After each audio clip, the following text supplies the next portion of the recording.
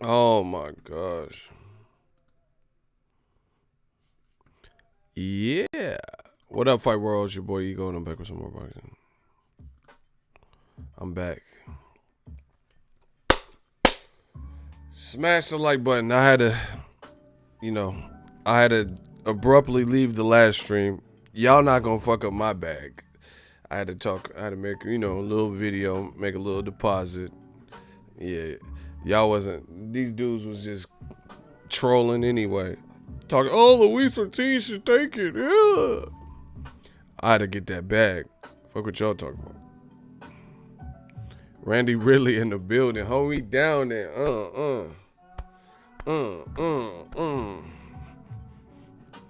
Bottom of Cali. What's up? So we're gonna run this back. Breaking news. Gennady Golovkin has parted ways, has fired longtime trainer Abel Sanchez. And we're gonna just talk about that among some other things. I heard Joe Joyce and Dubois agreed to terms. Boxing is lit. Smash the like button. I'm having a great time covering this wonderful sport. Such a beautiful sport. It feels so good. New media is doing so good. I appreciate each and every one of you, including the haters. I know the haters is mad. I know old media is a dying breed. We turn these motherfuckers into fossils. I know this stuff. But it's okay. Manny and Pacquiao's not official, but they're, from what I heard, they agreed to the beans and the meat of the contract. So that's a good sign. Listen, I'm gonna tell y'all, if in case y'all didn't know this, when you hear, the least you hear about the negotiations, the better it is for everyone. The more likelihood that, the more likely, or the increased likelihood the fight will happen. Like when we were hearing every single day, Eddie Hearns, was talking about Wilder, and then Wilder's team was responding. Then the fight didn't happen. I ain't heard shit from Pacquiao, and I ain't heard shit from Keith Thurman.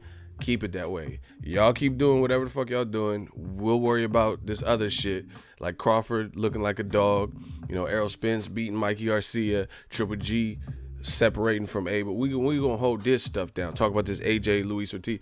Keithy, you better not duck me, thun.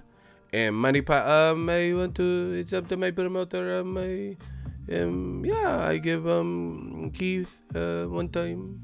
I will give him 45. I will give him 45% if we got this shit. Y'all just keep negotiating. I'ma hold this down. I'ma hold this fort down. Okay. Oh man. What do you think of the judges for Canelo Jacobs? I try not to go into the fights with a negative unless I know of a judge like that. They don't have Adelaide Bird, so that's a good thing because she was the only one that had this way off scorecard, and I don't think they had Levi Martinez, who gave Canelo a lot of fucked up scorecard, and CJ Ross, dumbass, ain't no judge no more, so it's cool. Yeah, Charlo Harrison part 2. I like it. I want to see the adjustments that both fighters make. Listen, boxing is lit, people. I try to tell you. I'm just trying to chill. I got some stuff I'm doing, spring cleaning, if you will. Shout out to Abel Mahari, $2 super chat. He got the Chicago Bulls. He repping for the Bulls. Has the Triple G firing of Abel Sanchez been confirmed? Yes, I did a video about it. Triple G posted it on his verified account. He's the one that broke the news. So, yeah, it's been confirmed because on his verified account, he's the one that, let people know what the deal was. Easy work. So make sure y'all come in, smash the like button. We're gonna try to get back.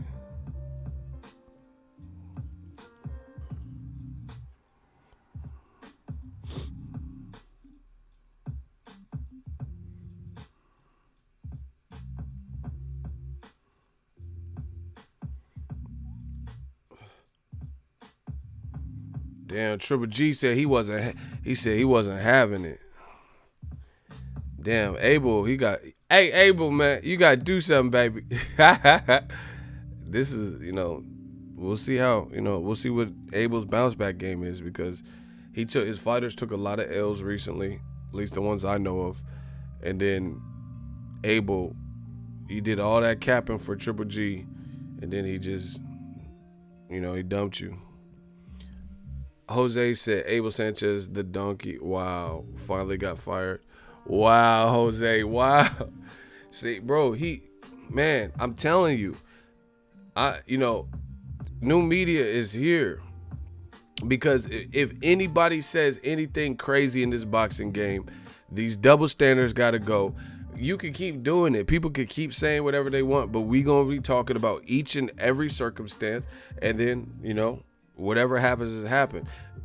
For a while now, Abel Sanchez has been capping for Triple G and saying a bunch of stuff that, you know, people were like, rub people the wrong way. Like Canelo, he was about to fight Canelo. Abel was like he was acting like he was finna fight Canelo. You know what I'm saying? Like, oh yeah, Canelo wants to wear these gloves and we don't want him to wear the, like, Triple G might not have even been tripping off of that. You know, because Canelo wanted to wear the boxing is life fucking gloves from his trainer, Eddie Reynoso. It's not like he got some cyborg Hulk smash gloves, or, you know, you still as a competitor against Canelo and the commission, they still have to check the gloves. And then Abel was like saying, oh, what if the gloves unravel, and, you know, what if they're not made from the highest standards and stuff like that. But Bilal Akawi trains with Reynoso and Canelo, and they all been wearing them little gloves. Canelo does his media workouts in them gloves. And I told y'all, damn, Triple G got that bag with Dazn, and then Abel ain't gonna be a part of it. That's crazy. I'll be hot. Because for the next 6 fights, Dazn got Triple G, unless they opt out or some kind of thing. So he gonna be making whatever type of Dazn money, and then this is when he pulls the plug on his relationship with Abel. I'll be hot, bro. Abel doing like Shawn Wayans and Don't Be a Menace. Man, after all the woo! Why? Remember when Shawn Wayans had that orange shirt and he came in punching them kids? I'll be, man, I'm tired of this shit. Woo! Woo! I almost knocked this mic down. My bad. I'll do the Trey from Boys in the Hood. Man, fucking shit. I'm tired of this shit. Woo! Triple G is not finna go with Floyd Sr. What if Triple G came out and shoulder rolled it? What if Triple G was... I'll be almost lightweight mad at that, bro. Like, what if Triple G just came out sweet, just like, yap. He just came out to shoulder roll this next fight. He'd be hard to beat if he had defense, bro. That motherfucker come out sweet. I'll be like, oh shit, Canelo get knocked out. If Triple G.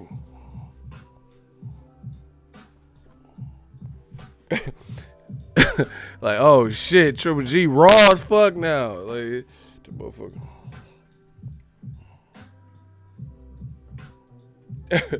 Hell nah, bro. Nope. I'll be like, oh shit, had no guys is nope. Like, damn, Triple G, he sweet pea Triple G and shit. Pernell Golovkin.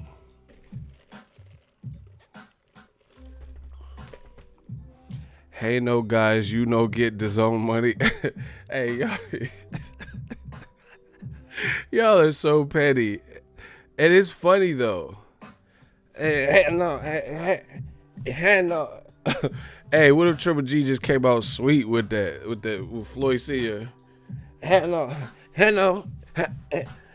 no, guys. He was just, hey, God. I'll be like, oh shit, Triple G raw. This motherfucker's defense done. Floyd Sr. got him right. Hey, Floyd Sr. had De La Hoya right. He had De La Hoya right though. Floyd Sr. might be able to do something with Golovkin. That motherfucker come out. And no, guys. Oh shit. Triple G too slow for all that. Let me stop.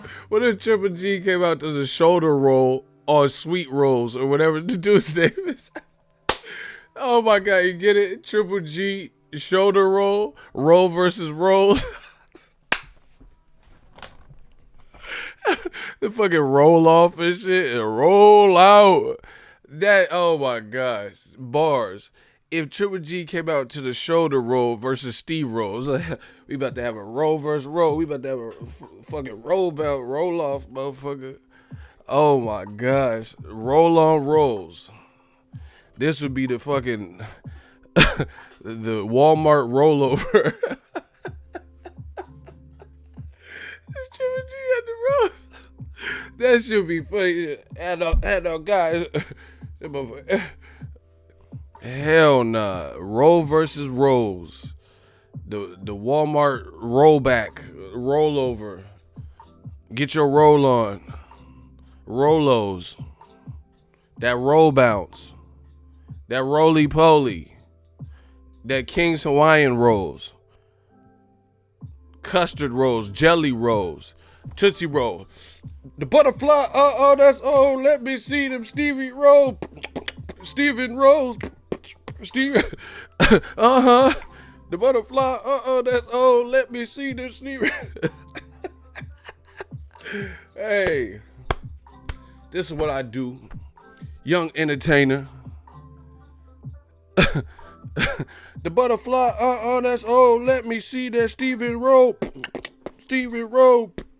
Steven roll. To the left. Hell nah. He said he with Nipsey and them. He on Slauson the roller 60s. Stop. He said he wanted to roll his 60s. Hey, bro. He just came out with a Seattle Mariners hat. He with the roller 60s. Hey, bro. Let me stop for the bangers. Like, hey, what you say? You part of them 60? You know, I'm from Cali, so let me stop, bro. We ain't got gangs as much as like LA though. Oh my god. Please stop. Let me calm down. Yeah, it's funny because they said Tom Loeffler was the person that got canned. They said he was the one that got canned, and it was really Abel, I guess. Because Tom Loeffler was there like, yeah, you know, Gennady, you know, he was there yesterday.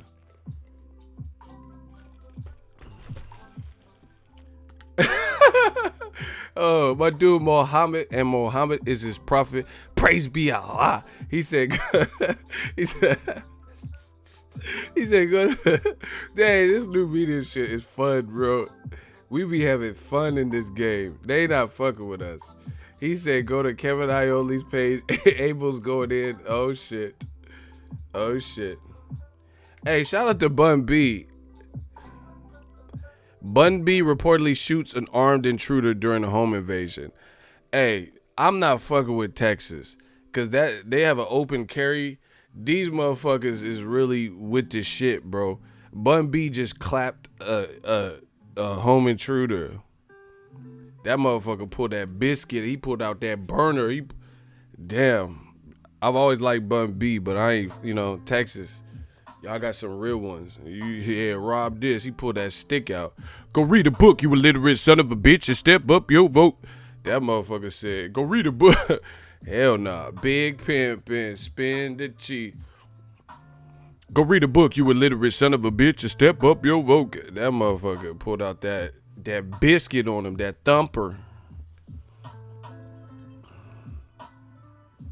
So apparently Abel said the reason was about money and greed. Said he was disappointed in how Triple G treated him. I told y'all. Hey, Triple G said, "Hell no, I got that whole bag." That man said, "Hell no." Hey. He said, "Hell no, I got that bag." It's nothing. Hey, Triple G is savage. That man took that Steve Rowe money and rode off.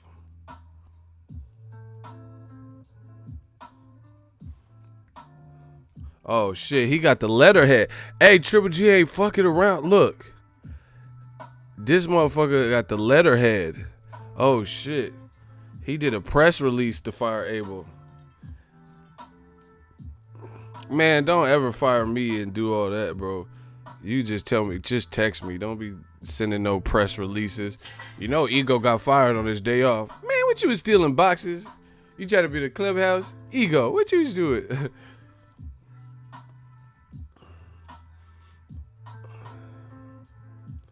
All right, Abel Sanchez. Oh shit, this is crazy. This is a telenovelas. We talk about some novellas. Listen, people, this is a soap opera going on right before it. Everybody smash a like. Everybody calm down. A telenovela. They got some novella shit going on. This is a Lifetime movie. I got it right here. Hold on. Look, this is Abel. Oh shit. This the real deal. This the real deal. Oh shit. Look at Abel. That's how the casuals, when they be in the hot seat, they be writing all this shit but don't answer the question. Shout out to Jonathan Guy, $2 super chat. Hashtag boxing, hashtag fat, hashtag ego. You dig. Okay, hold on. Ego, would you work for ESPN or Dazn or PBC if the money was right? Man, it depends on the situation. I'm a businessman. You know, because you find me at my places of business. So, yeah, I mean, if the situation and money was right. But shit, I could do this and be cool. Like, I live the life I want to live, and I have full creative control, so it's going to be hard to pull me away from that. If you want me to say Lomachenko's number one, then yeah, I don't want to work with you because I don't believe that.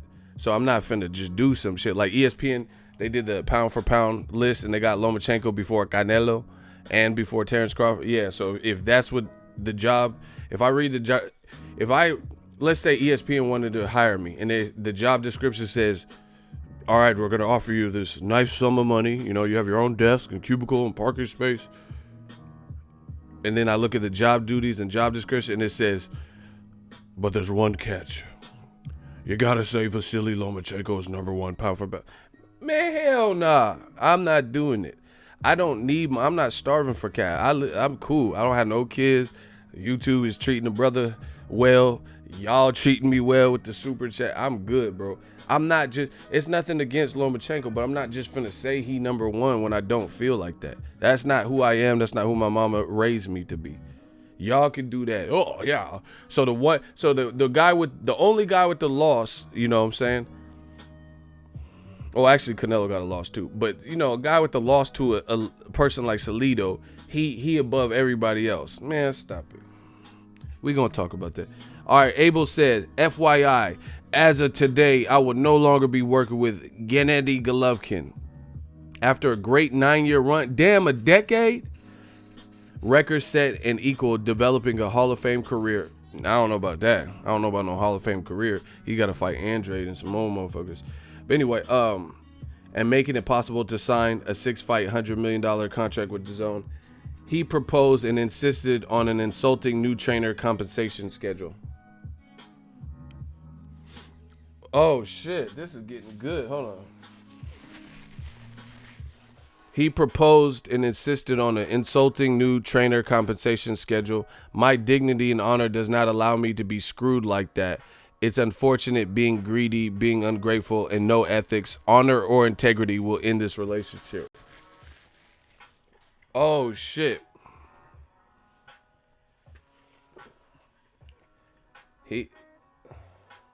Damn. Abel said he wasn't having it, so he, you know.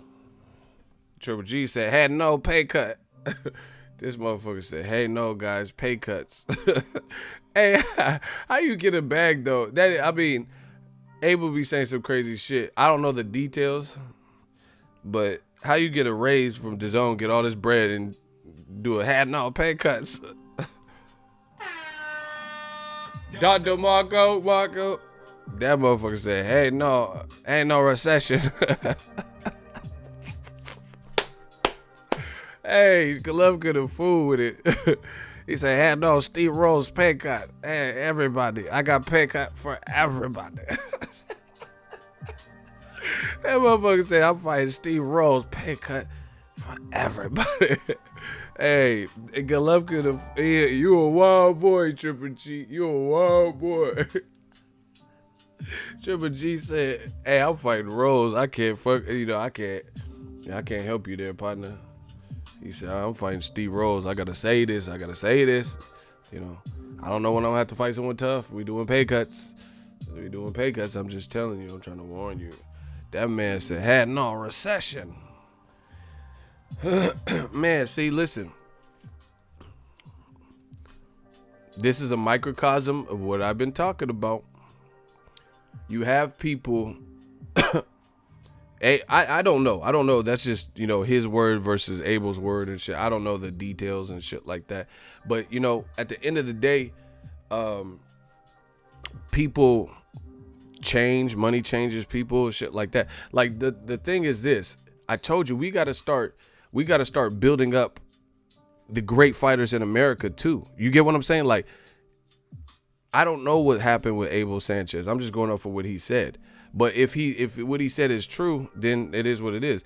Triple G, you know, played him. If that's true, you get what I'm saying? Because like Abel been there, and then all for it to end over money. So you get a Dazn bag, and then, you know, you change up the rate, and Abel, you know, hey, it is what it is. But anyway, these American see, and this is the kind of, oh my gosh, new media, we just winning. So it's so beautiful. It's so beautiful because this is what I'm talking about. See, Dazn up here offering all this money, I'm not saying Dazn is the only reason for this, but based on what Abel's saying, all this shit changed when he got this 6-fight deal with Dazn. So Dazn, this is the problem. They flinging around money. They giving certain fighters crazy paychecks, and then it, you know, obviously it soured the relationship between Abel Sanchez. But then we look at Luis Ortiz. You need Luis Ortiz, but you ain't paying like you weigh. Fuck that. Luis Ortiz, King Kong Ortiz, you got my support, because this is what the fuck I'm talking about. These companies are selective. You giving Tyson Fury crazy money from what it's reported, or the chance to get crazy money, then Tyson Fury is getting knocked down twice by Wilder. Meanwhile, Terrence Crawford is looking too fucking sharp, and you giving him $2-3 million and shit. You see what I'm saying? It's like they want to break the bank for everyone not American, and we know what it is. They don't, you know, look at the list. Lomachenko, #1. The guy with the loss and the least amount of fights is the pound for pound #1, according to ESPN. He's the #1 person. Block Sakai Rashadi. Block him. You're a rat. I can tell.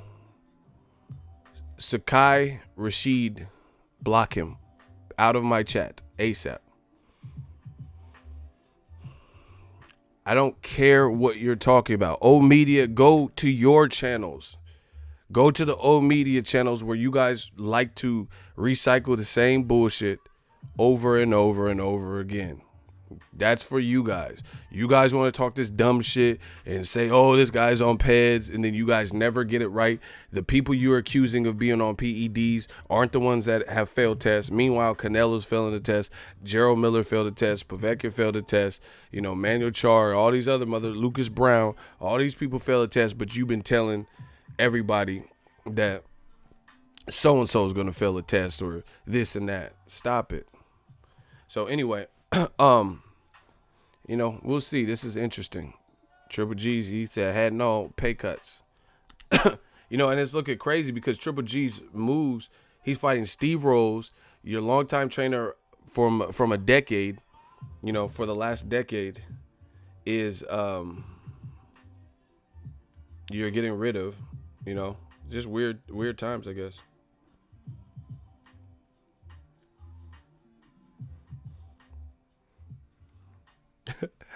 Oh, media they're in a frenzy. Look, I did a video about it. Look, 25 likes, 11 dislikes. They don't know what to do with themselves. Like, how you dislike? Cause he broke up with his trainer. What you mad at me for? You see how they do?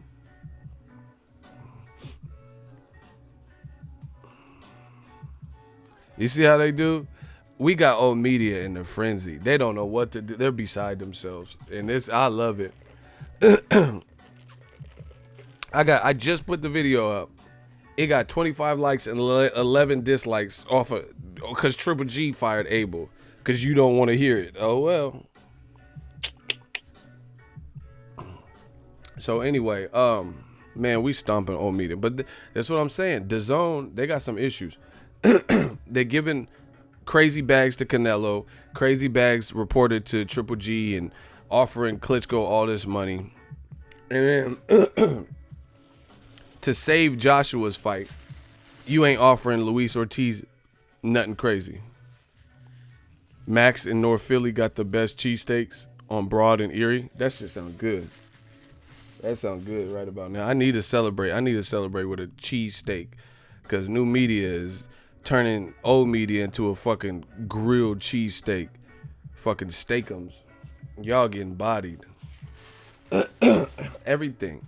This is, like I said, I thank God every day for each breath. The Lord works in mysterious ways.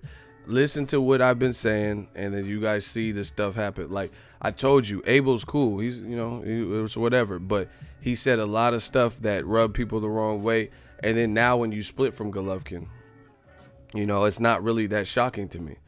It's not really that shocking to me because Triple G probably didn't like some of that. Like Abel speaking on behalf of him and, riling people up in certain ways. And then, money got involved, things like that. Same thing I said with Dazn. They offering certain fighters ridiculous amounts of money. And, maybe that's giving them a different outlook. It's creating friction and breaking up long-time tandems and duos. Man, it's just a crazy time for old media at this current moment.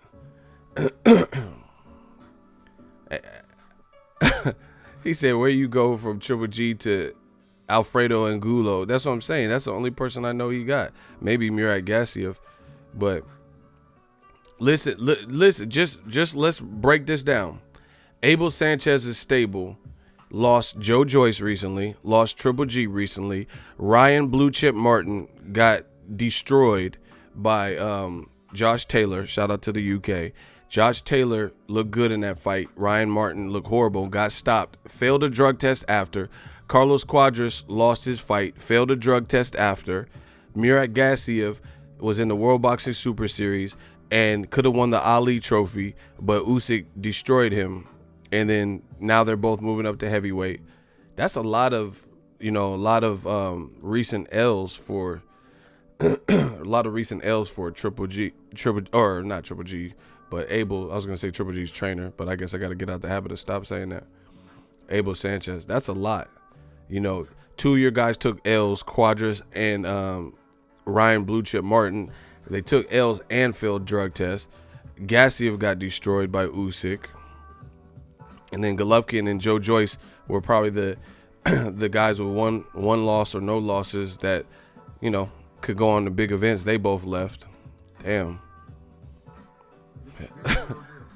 Icy is so petty. Hey, you're petty, Icy the One. He said Triple G fired Abel Sanchez because the ginger snap didn't work.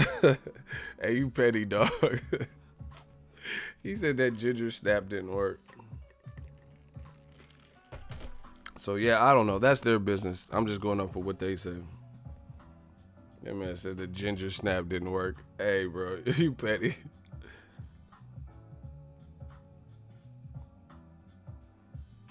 Hey, look at Monk. He said he finally realized he wasn't getting the Mexican style. Y'all petty as fuck, bro. Hey, Eagles Army is petty. Y'all really like real life petty though.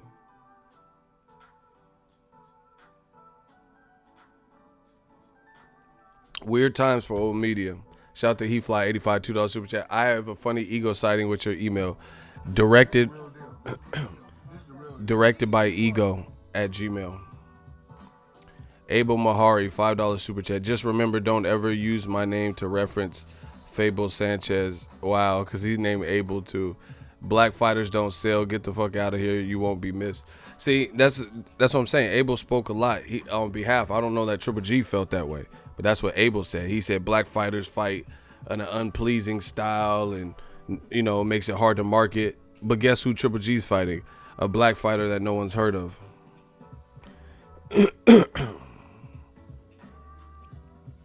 It's crazy, man. Desperate times for old media. I want to see who Triple G's who he's gonna train with. He got 6 fights for Dazn. You know, best of luck to him. Best of luck to Abel. But old media, hey, old media, man, you gotta do something, baby. Y'all gotta do something because y'all looking true to life crazy out here.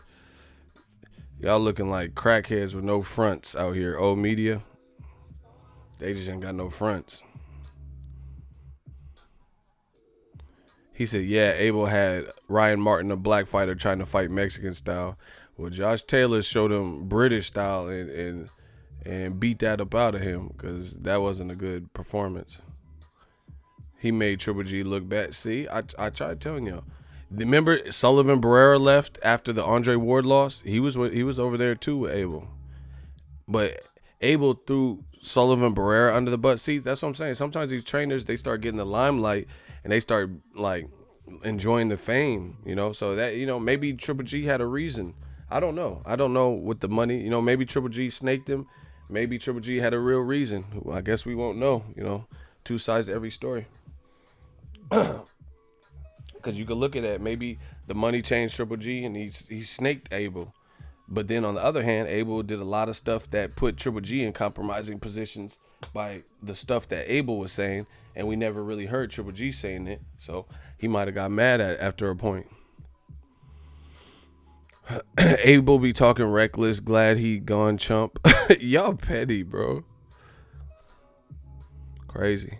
Abel was talking hella greasy about Sullivan Barrera. Yeah, he threw him under the bus.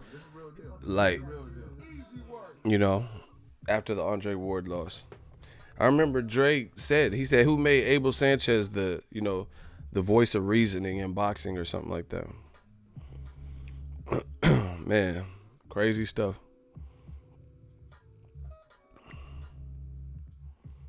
But it's weird, you know, it's weird because the other thing is Triple G. He fighting Steve Rose. That fight, that out of all Triple G fight, I'm seeing actual Triple G fans talking about like, man, what are you doing? Who are you fighting? Nobody really knows who you're fighting, and he's trying to justify his name. Hey, I'm not just a tune-up, man. You know, it's just crazy times. Then Triple G himself is lying. I did a video about it. He's talking about nobody wants to fight him. Stop. It's just a bad look. You know, it's just a bad look. Nobody believes that. See, Triple G, he kind of came in the game with this, like, you know, goody two-shoe, but I'm a killer in the ring. But I feel like the jig is up. No, like, you just saying this shit is not, it's not passable anymore. Nobody believes it. You know, before he'd be like, hey, no, I want to fight everybody, hey, all the belts. But it's like too much has happened and too much that we've seen for people to just go with the flow. You know, they want us to go with the flow like dead bodies in the river. Myron Dinner, $2 super chat. Triple G said he need a new trainer who teaches defense. That could be it too. You know, there's a lot of different ways to look at it. He talking about, but Triple G saying nobody wants to fight him. Stop. Andrade will fight you. I have video recording of Charlo saying he wants to fight you. Charlo called you out after the Hugo Centeno fight. He posted on his Instagram about it. The WBC ordered it. You know, and nobody believes it. Nobody believes it anymore. Andre Ward wanted to fight you. You looked the other way. You know, Bob Arum and Gilberto Zurdo Ramirez talked that they want to fight Triple G when they're at 168. You know, Floyd Mayweather offered up Badu Jack, who we see is tough. You know, when he was at 168, Triple G never looked that way. Edeslandi Lara was said he would move up to fight Triple G, and then Abel had all these excuses why it doesn't make sense. Listen, this is why new media is so pertinent to this game. The dumb shit you guys say and argue for almost always comes back to bite you. They said, oh, why should Edeslandi Lara get a fight? He's a 54-pounder.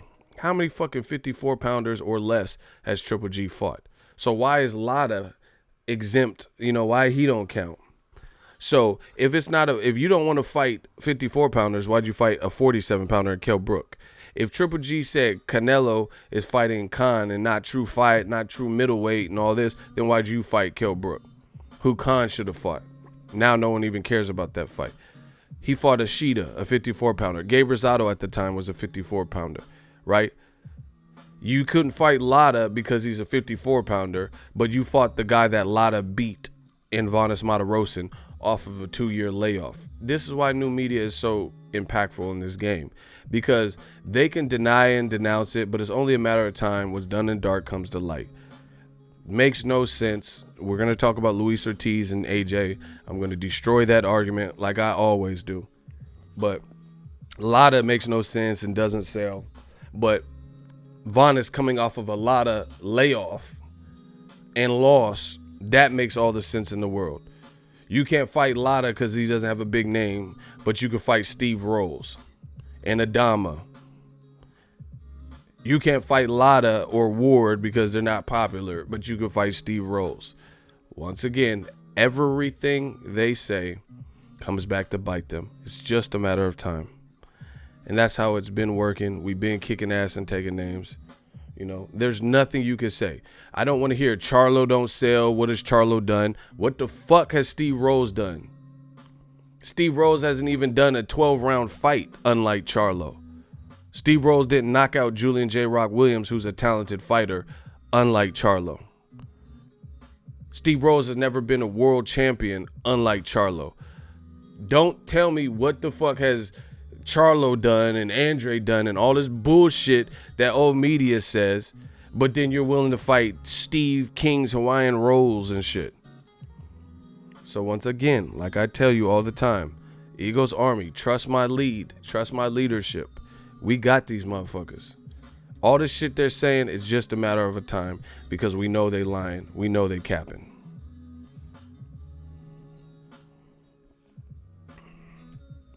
I don't know who AJ's fighting. That's another situation, you know. I got a letter from Don King today. He said they haven't heard from Trevor Bryan. So I don't know where you heard that, because Don King sent a press release out today saying their fighters ready to fight, but they haven't heard from Eddie Hearn. So if you guys keep coming in and spreading bullshit and not doing the research, you will be blocked. That's a fair warning to everybody.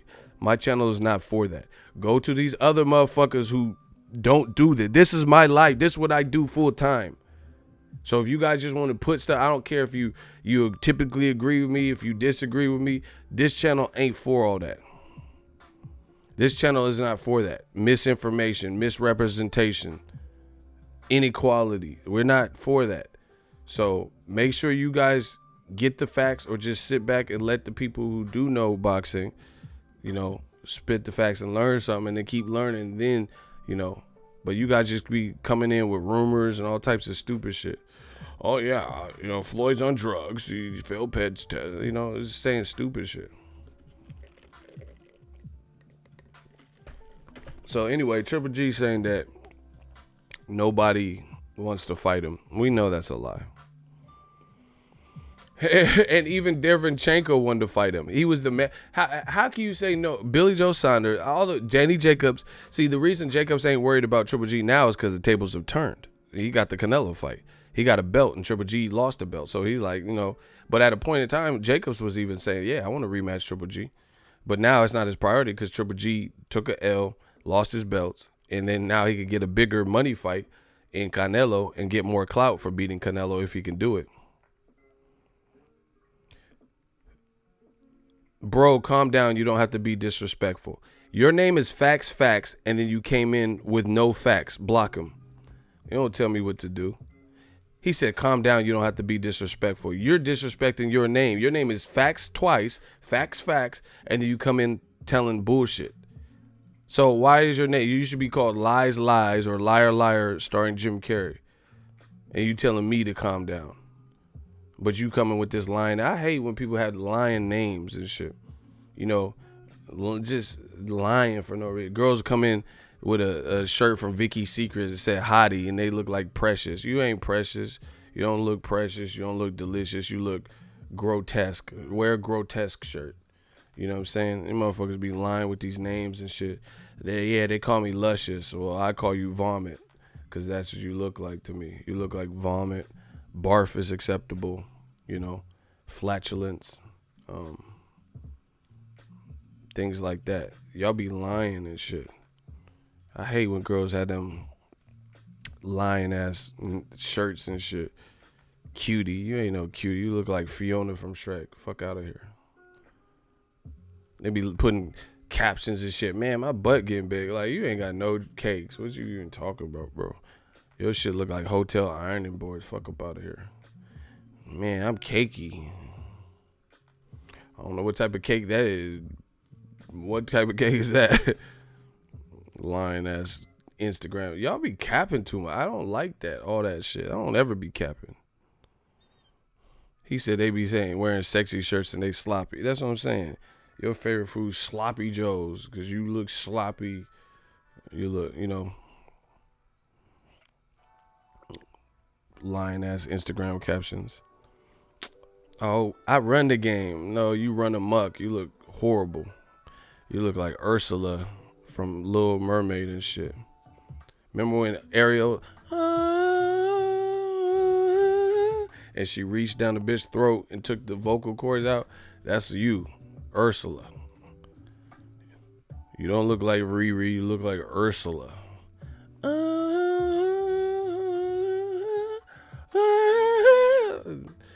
Fucking Disney villain looking ass. Maleficent looking ass. Man, get these people out of my shit, bro. Don't want any of them. Andre's, he's good, yeah.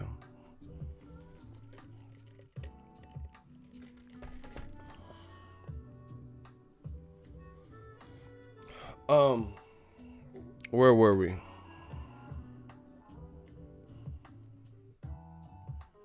yeah. So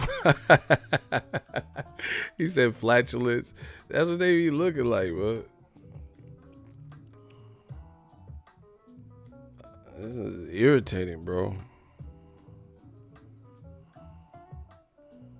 I hate that. Y'all be capping too much, bro. I look like Vivica Fox. You look like Jamie Foxx as Wanda and shit. I'm ready to go.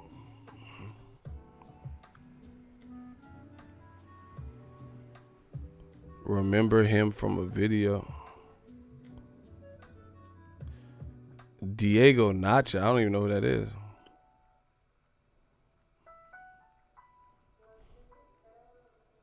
I don't even know what that is. Anyway, lot of shit going on in boxing.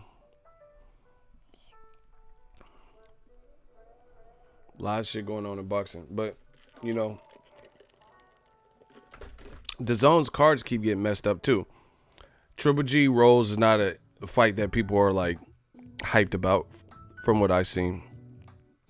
Then on top of that, Nonito Donaire's opponent pulled out the week of the fight for the World Boxing Super Series. Virgil Ortiz Jr. is fighting Mauricio Herrera off a loss. That's the new co-feature to Canelo Jacobs since David Lemieux and his interim title fight is canceled. David Lemieux's injured. David Lemieux got taken off of the last Canelo card fielding he was dehydrated, depleted, trying to make weight. Virgil Ortiz Jr. couldn't pass a eye test or whatever, medical test, so he got taken off the card. Billy Joe Saunders failed a drug test, so the Andre fight was canceled, right? Gerald Big Baby Miller had R2D2 and WD-40, all that shit in this system. C3PO, EPO, and, EPMD, all this shit in this system.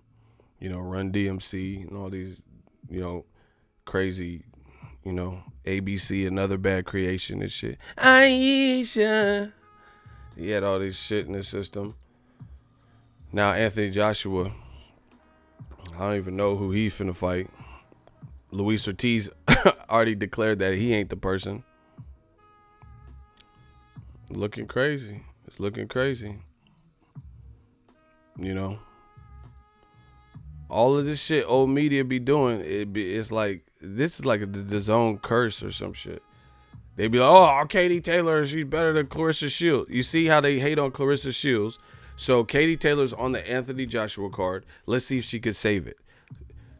Because everyone, see, this is how I know people are capping. They claim to hate Clarissa Shields. She competed with UFC that night and other boxing that night.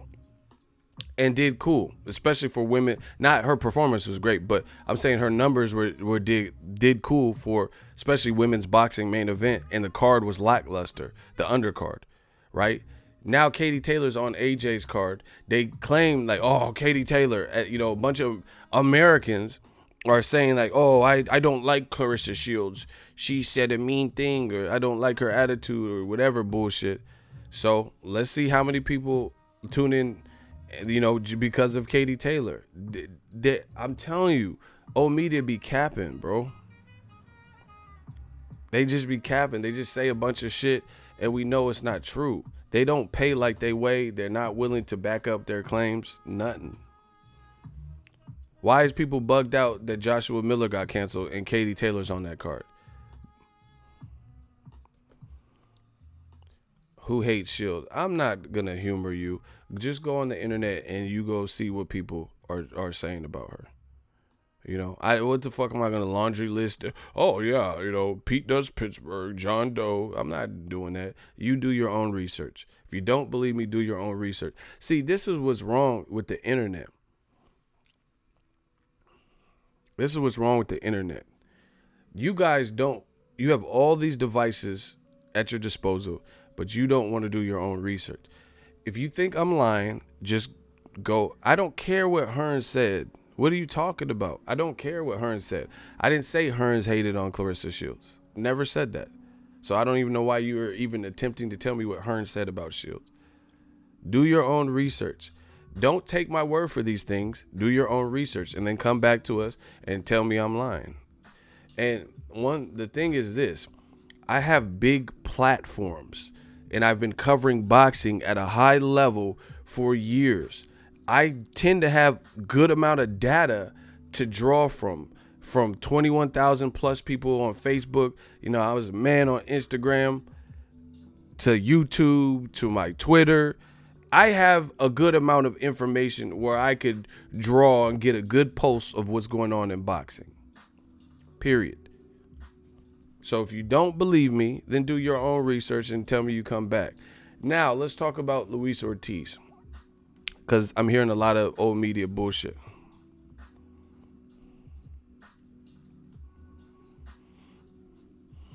How can I be wrong with the internet asking for information?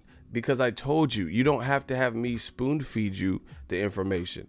If you never heard of it, like, because first of all, the stream is for boxing fans. It's not about MD fitness only. It's about, I'm just telling you my thoughts, my opinion, my insight on my channel.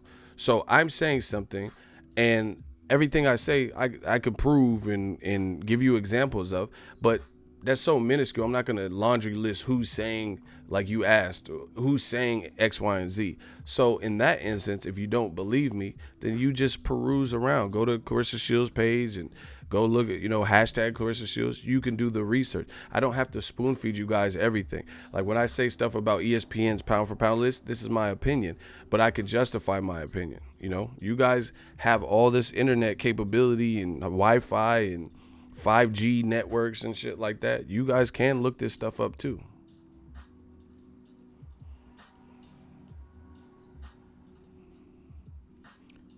All I want to know is who's hating on Shields. I've already told you. You can research it. If you don't, why? Listen, if he says anything else about Shields, block him. Because this chat must move on. I just told you, if you don't know who's hating on him, I don't care. If you don't believe me, go do your research. I'm cool dropping it because I have to move on with the chat. Ego like, today I got time because, hey, you disrespected my flag, asking how gangster I was. And the other day I didn't have time, but today I got time, cuz. Today I got time, cuz. We're not worried about. If you don't believe that Clarissa Shields is getting hated on by old media, then do your research. Shooters, get on him. If he says anything else about, if I see Shields, if I see Captain America's Shields, if I see anything about Shield, Invisible Shield, block him. I don't care. If you don't believe me, don't take my word for it. You do your independent research. It's simple. Moving on. Luis Ortiz, old media. We got to get to that. They're claiming that Luis Ortiz is ducking. How are you ducking somebody you were never scheduled to fight? Question one. You were never scheduled to fight him in this instance. And you had the opportunity where you could have been selected. So let me explain it like that.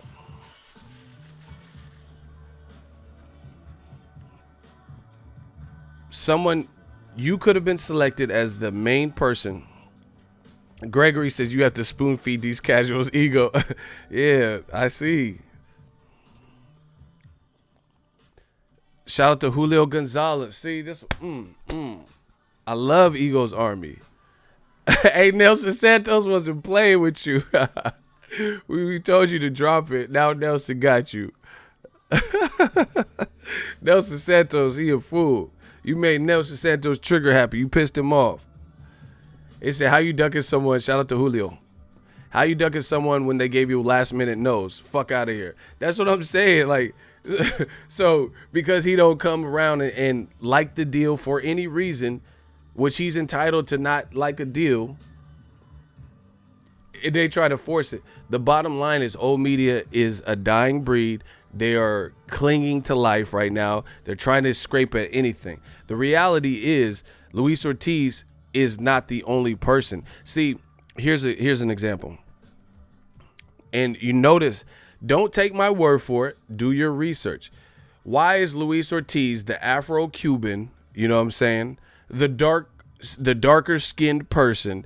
Why are we just talking about him turning down the fight when others like Adam Kanowski bowed out and said, we ain't fighting him either? Adam Kanowski's team said that's too little notice. But then if Luis Ortiz's team says it's too little notice or too little pay for this little notice, etc., then it's Luis Ortiz's fault. Do you see? Do you see how this game is working? Isn't it starting to make sense to you? Adam Kanowski didn't do anything different. It's not his obligation. I'm not mad at Kanowski. I'm not mad at him. If his team felt that's not the right move for us next, last minute, it's not nobody's responsibility other than Team Joshua, Barry and Eddie Hearns, and Dazn to fix an unfortunate situation. Period.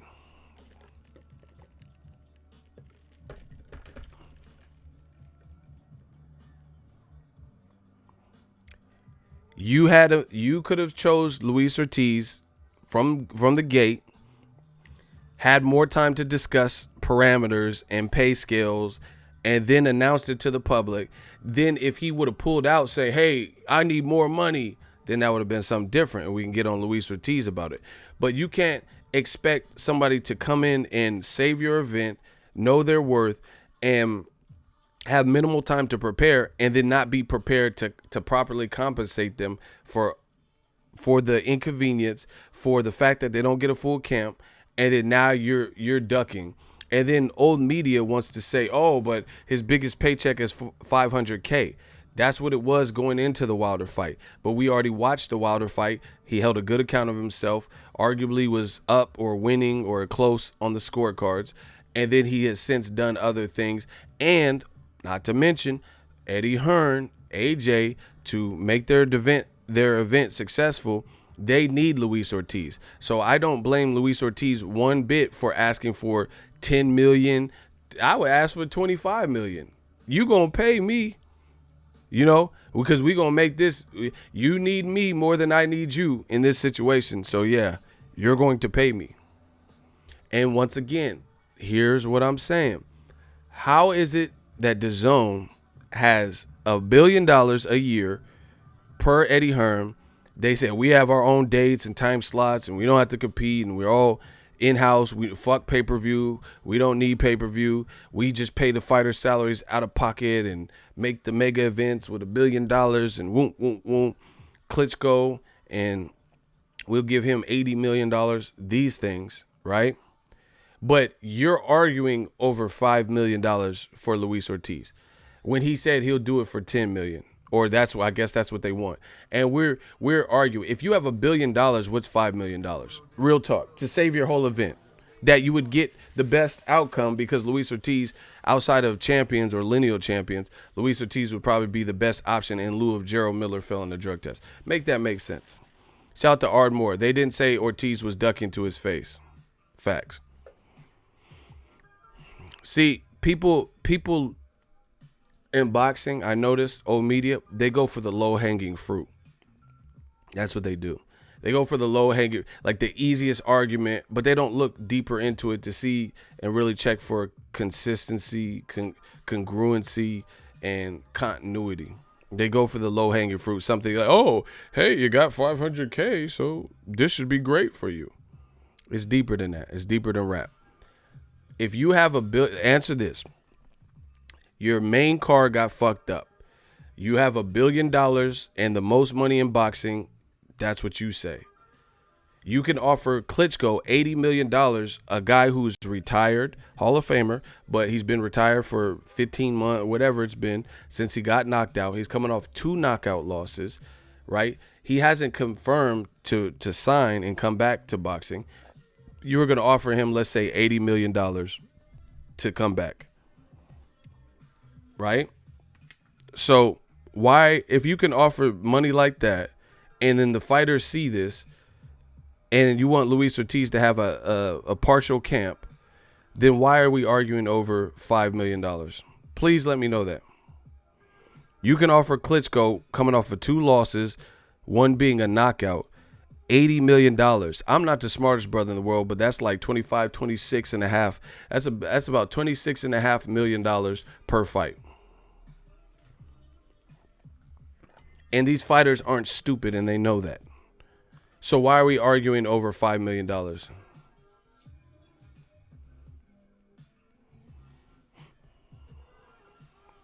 Ego, keep doing what you're doing, brother. Appreciate you, Ardmore. Listen to me. Klitschko coming off of a year and a half, whatever it's been since Joshua fought him.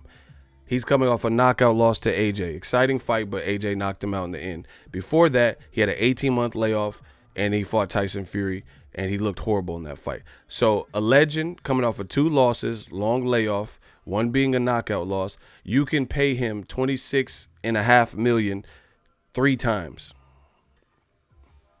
Luis Ortiz, to fill in and save your event and make for a rightful fight that people want to see, you're arguing with him over $5 million.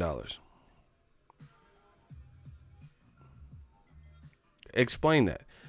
Klitschko didn't even take the deal to our knowledge. He didn't take the deal. So you just saved $80 million that you were willing to dish out. So let's say, okay, that's over time. Okay, the first fight, if you were giving him $80 million, you would have been giving him $26.5 million. Simple math.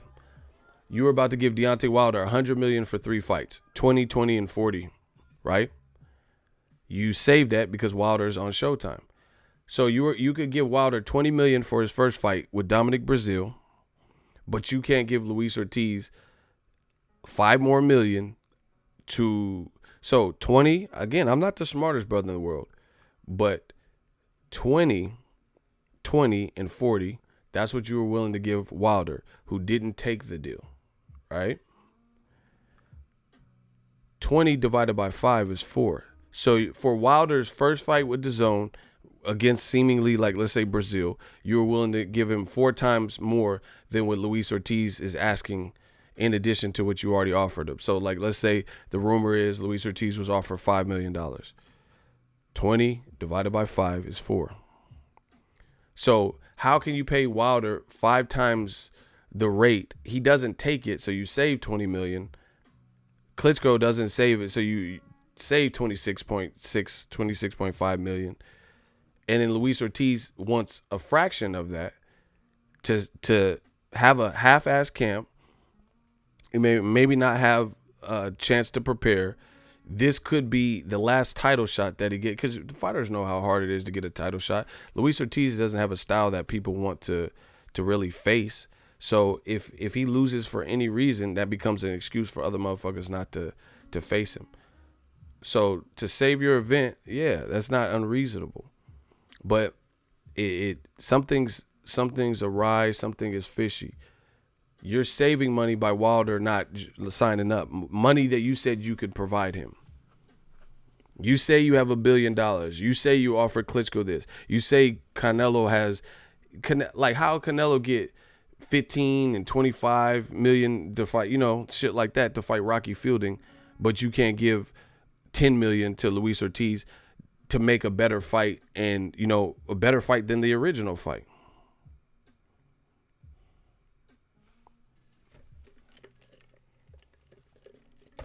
That's one aspect. Smash the like button. I got y'all. The second aspect is this. A lot of people don't know what's going on in the boxing game, and they think they do. So they're just going off of, bits and pieces. I'm here to tell you the rest. ESPN reported the breakdown. Gerald Miller, he was to fight AJ. He was slated to get $4.875 million. That is extremely dangerously close to $5 million. Right. Shout out to Alan. He said, I love your channel. Appreciate you. Everybody listen. I'm going to kick the facts, break it down. Gerald Miller was fighting AJ. He was slated to get $4.8 million, $4.875 for the AJ fight. Plus a percentage, I don't know the actual percentage, but a percentage or a portion of the proceeds from the UK back end, because Dazn is its own shit, and then Sky Sports would run the UK pay-per-view. They do pay-per-views. So depending on the success of the event, he was going to be entitled to some percentage of the UK money just for the Joshua fight. You're offering Luis Ortiz the $5 million with no back end money. So just like Wilder, another flat rate. So let's break that. That's only one aspect of it. And this is all reported. This is all publicized information. So let's unpack that. Gerald Miller gets $4.875 million just to show up, win, lose, or draw, plus a Sky Sports pay-per-view, some portion of the percentage. Let's say it's 15%, 10%, 5%, 7%. It doesn't matter. The success rate of the pay-per-view, he's getting some cut of that. So basically the UK distribution side. He's getting some back end. You offer Luis Ortiz just the flat rate, and he's tapped out. He doesn't get the back end percentage deal. Now you look bar for bar, and Gerald Miller's my guy, but he just fought Bogdan Dinu. Luis Ortiz has a better resume and has at the very least fought for a title. And not only fought for a title, he gave Wilder probably his toughest fight. So, first of all, why is Gerald Miller and Luis Ortiz making the same thing to begin with? That's one thing. Why would they be getting the same thing when Luis Ortiz has done more? Luis Ortiz, hold on. If I'm lying, please step up. If you feel Gerald Miller leading into the AJ fight, or Luis Ortiz now, if he were to fight Luis Ortiz, if you feel Gerald Big Baby Miller has a better resume, stand up right now so I can body you in the hot seat.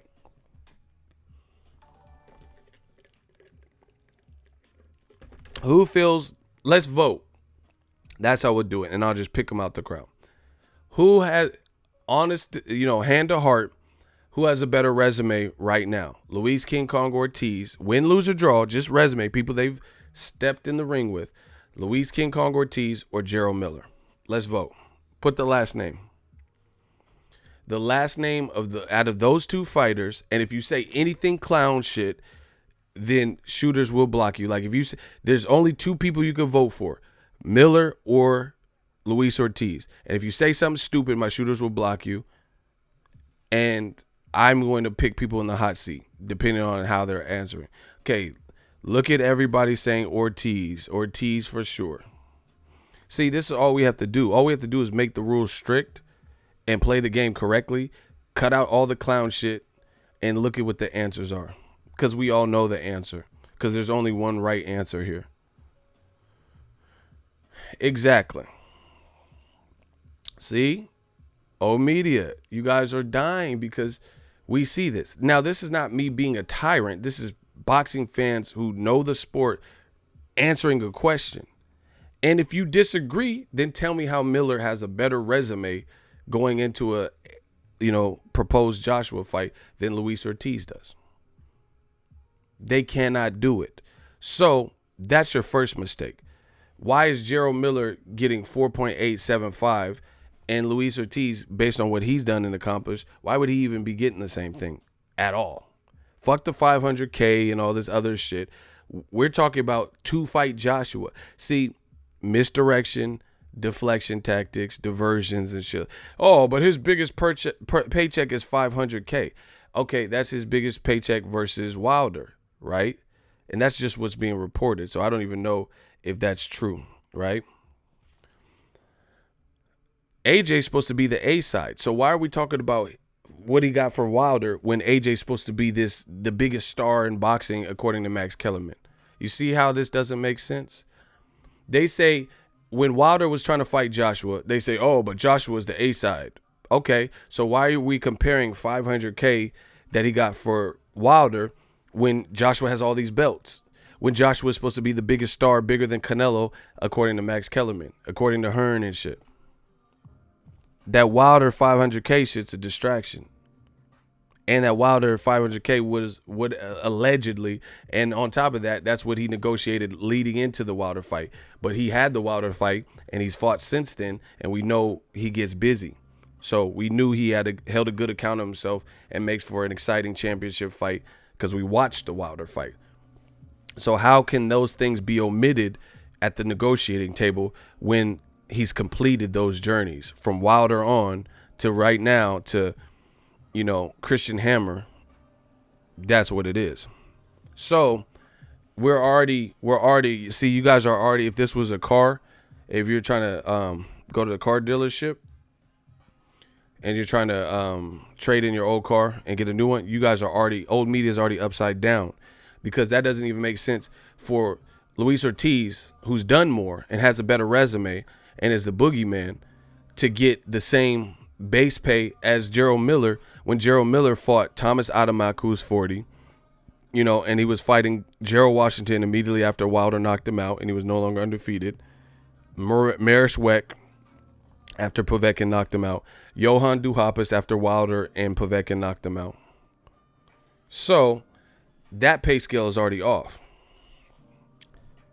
Strike one.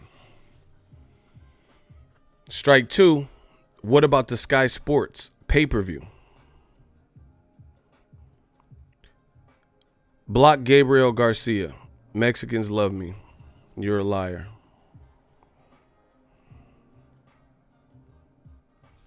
Block Gabriel Garcia if y'all want this chat to continue. I'll stop talking until he's... Thank you. So, that pay scale's already off. Strike one. Strike two, what about the Sky Sports package that he got, where he got a percentage of back-end money based on the success of the event, which Luis Ortiz, to me, is a bigger fight than Gerald Miller versus Wilder, or Gerald Miller versus AJ. So him getting cut out of that, that's unexplained. Strike two. Ooh, it's not looking good for old media. Three, Gerald Miller is a DAZN fighter. He had in the deal, obviously if he beat AJ, then he could renegotiate, blah, blah, blah. He can get a lot of money in the AJ rematch because AJ would try to likely get his belts back. But he had it written in the contract, even if he were to lose to Joshua, his next two fights, he was going to get $1.5 million. That's two more fights guaranteed. So he would have made at least $3 million after the Joshua fight. Luis Ortiz would just be filling in for Miller, so that extra $3 million would be off the table, unless Luis Ortiz beat him and there was like a forced rematch clause. But Gerald Miller had, because he's a DAZN fighter, he had two more fights, $1.5 million apiece, even if he were to lose. There's no backup safety net or anything else if it's a once and done.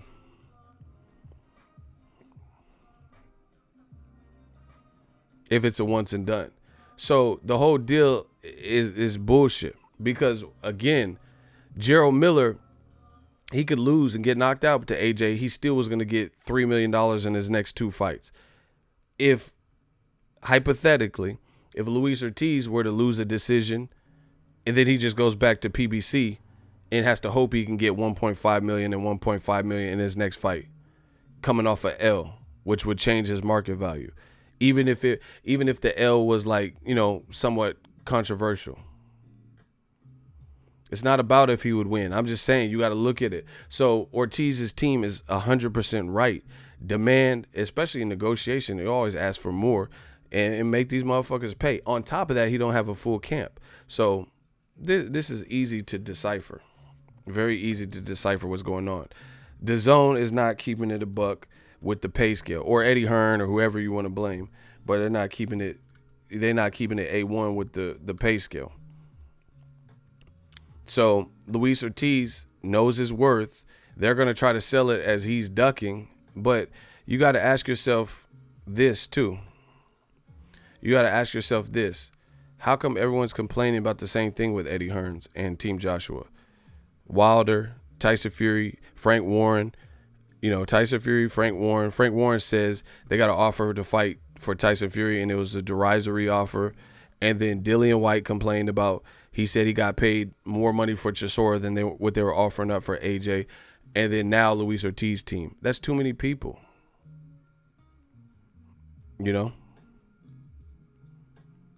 That's too many people saying the same shit. Too many people saying the same shit. Once again, new media destroying y'all.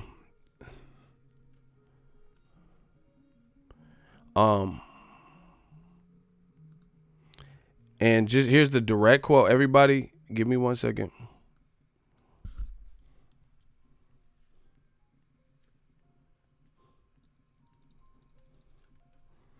Here's the direct quote from ESPN, because I like to cite my sources. This is talking about the same pay scale. Look at it right there. Miller is due to earn a career high purse of $4.875 million, not to mention additional money he stands to earn from a percentage of the profits from the fight on Sky Sports box office pay-per-view in the UK. Miller's deal with Dazn calls for 2 comeback fights worth $1.5 million apiece in the event that he loses to Joshua. So once again, everything I just stated, the new media way, has been shown. That is the link to the exact article where the information was derived, where I got the information.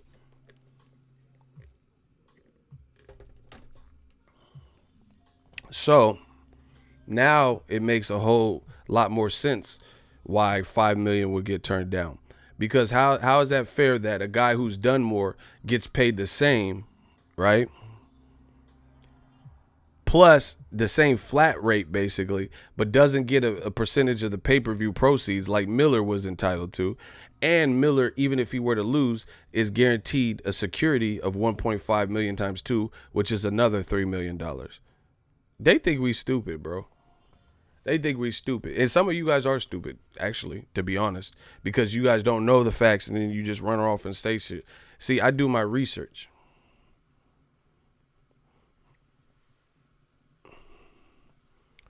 So, the bottom line is for the Luis Ortiz fight to happen, they probably have to come correct, and counter it and, give him something more.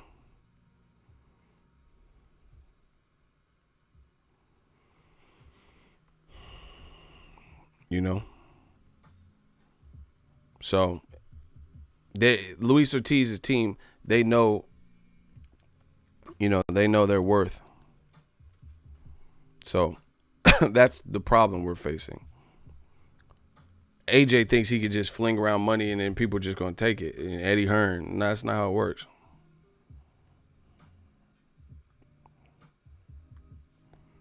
Listen, you guys have to stop. Listen, if you don't know where the information is coming from, Mirror, this goes to you. Do not put it in my comment section. Oh, now you said, okay, you changed it and said Ortiz, bro. Still, But bro, yeah, you said, oh, I heard this is Luis Ortiz or official. We need consistent, reliable information. That's what it's all about. We need. Well, I never heard the Ruiz fight is done either. But you said Ortiz the first time. I'm looking on their page right now. I don't see anything about Andy Ruiz is a done deal.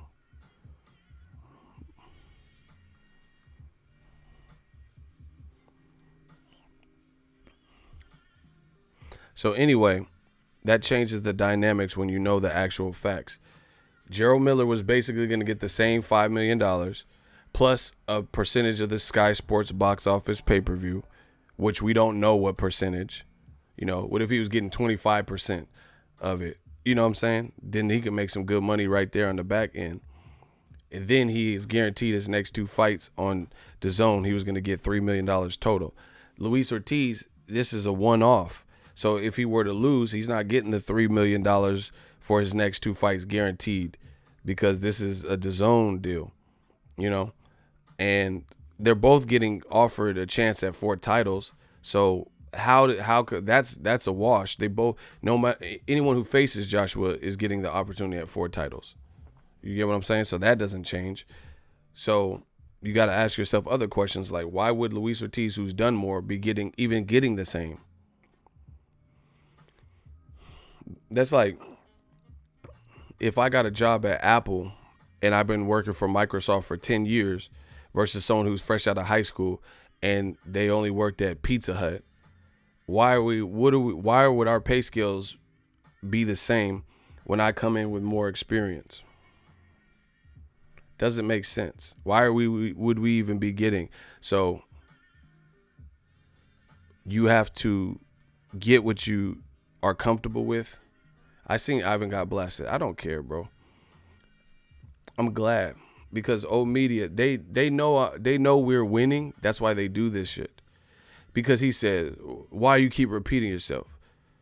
Why don't you just leave? If you don't like the delivery, then leave. But they don't want to they just want me to shut up because they know what we're doing over here. And we're destroying old media. And that's why I'm doing it. That's why I'm going to keep going over it. If you don't like it, unsubscribe, unfollow. See, I tell them to, that's how you know we're making moves. New media, we tell them to leave. We tell them, I'm not starving for cash. I'm not starving for subscribers. You know, we're on the road to 200K and I don't care if they leave. I'm telling old media to not come. That's the level of power we have. But they still keep coming back.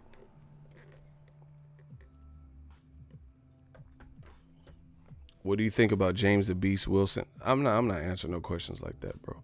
He just had a draw with a journeyman. He's cool, but I'm not talking about that. No shit like that. You guys want to just talk about Michael John White versus. Talk to me about real shit that's likely. Shout out to Renee. He said, old media dying. They love you, ego. Yeah, I see. They can't stay away. And we destroying. So anyway, you guys can listen to whatever people say. You know, but the Luis Ortiz, the bottom. See, this is what's happening even with Bob Arum and Crawford and shit. These fighters know their worth. They know what they could get. They know the money's out there. And that's what's fucking up promoters and stuff because it's like people like Al Haymon showing these guys the business, and now fighters are like getting smarter and hip. So they're not just remember when Top Rank offered Broner and Danny Garcia allegedly like $3 or $4 million to fight Pacquiao when Pacquiao was over there. They both turned it down. See, Bob Arum and Eddie Hearns and different people and promoters, they're not used to this. You get what I'm saying? They're not used to fighters. They're used to the Don King era. You know, they're not used to fighters turning down shit. They're used to being able to call someone with 2 weeks notice and say, hey, we need you to fight this, you know, Usyk. We need you to fight this A-lister, Lomachenko. We need to fight, you know, Triple G and have 3 weeks like Vanes Martirosyan. That's what they like. Yeah, just shut up and take the money we offer. You know, like that bitch told Ingram bitch told LeBron, shut up and dribble. That type of attitude. That's what they want. But new media and a lot of people like Al Haymon have come in the game, and we're exposing certain things. We're understanding, like me. They're not ready for this because we too hard for the fucking radio. You know, no longer you can't threaten me with the credential. I don't have to cover your event if I have to lie and be deceitful and go against my grain. So that nobody can hold nothing. They can't stop. I'm not using anything. I'm not using copyrighted material, right? I'm doing it independent. The money's right. So I make my own money. So it's not like they could just cut me off and say, oh, now you can't travel. They don't control me. I'm on some real life E40. Ugh. Real life Master P, real life Nipsey Hussle shit. That's what kills them. The new media movement kill. Then when you guys super chat me, when they see the message growing, that's what kills them. That's what kills them because they can't. I'm not having hate speech or being unprofessional or something that would get me kicked off the internet. I'm not racist or anything like that. I'm not using copyrighted material. Anything that I don't have access to use. I pay for everything independently. I don't need a bunch of sponsors. People listen to me. This is what's killing them. These other people don't have that. Most of these dudes, majority of them work other jobs and shit. I could do this when I want. I have no kids. I could do this when I want. No wife. I could do this when I want.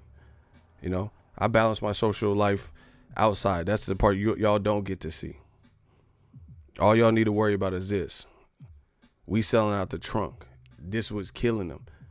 So even if someone doesn't give a credential or some shit, you know why. Because they have something to hide. Because like I said, every time I go to anybody's event, I'm a professional. I'm there to work. Sources are quoted. That's what I'm saying. I give credit. I don't hate. I'm not clout chasing. This is the new media way. It's the American dream. I am the American dream. Nino Brown shit. Told y'all. This is New Jack City. The haters is mad, but they keep coming back. They're not doing the. Okay. If old media has a channel and they go live and then they block somebody like new media probably ain't coming back 1,000 times.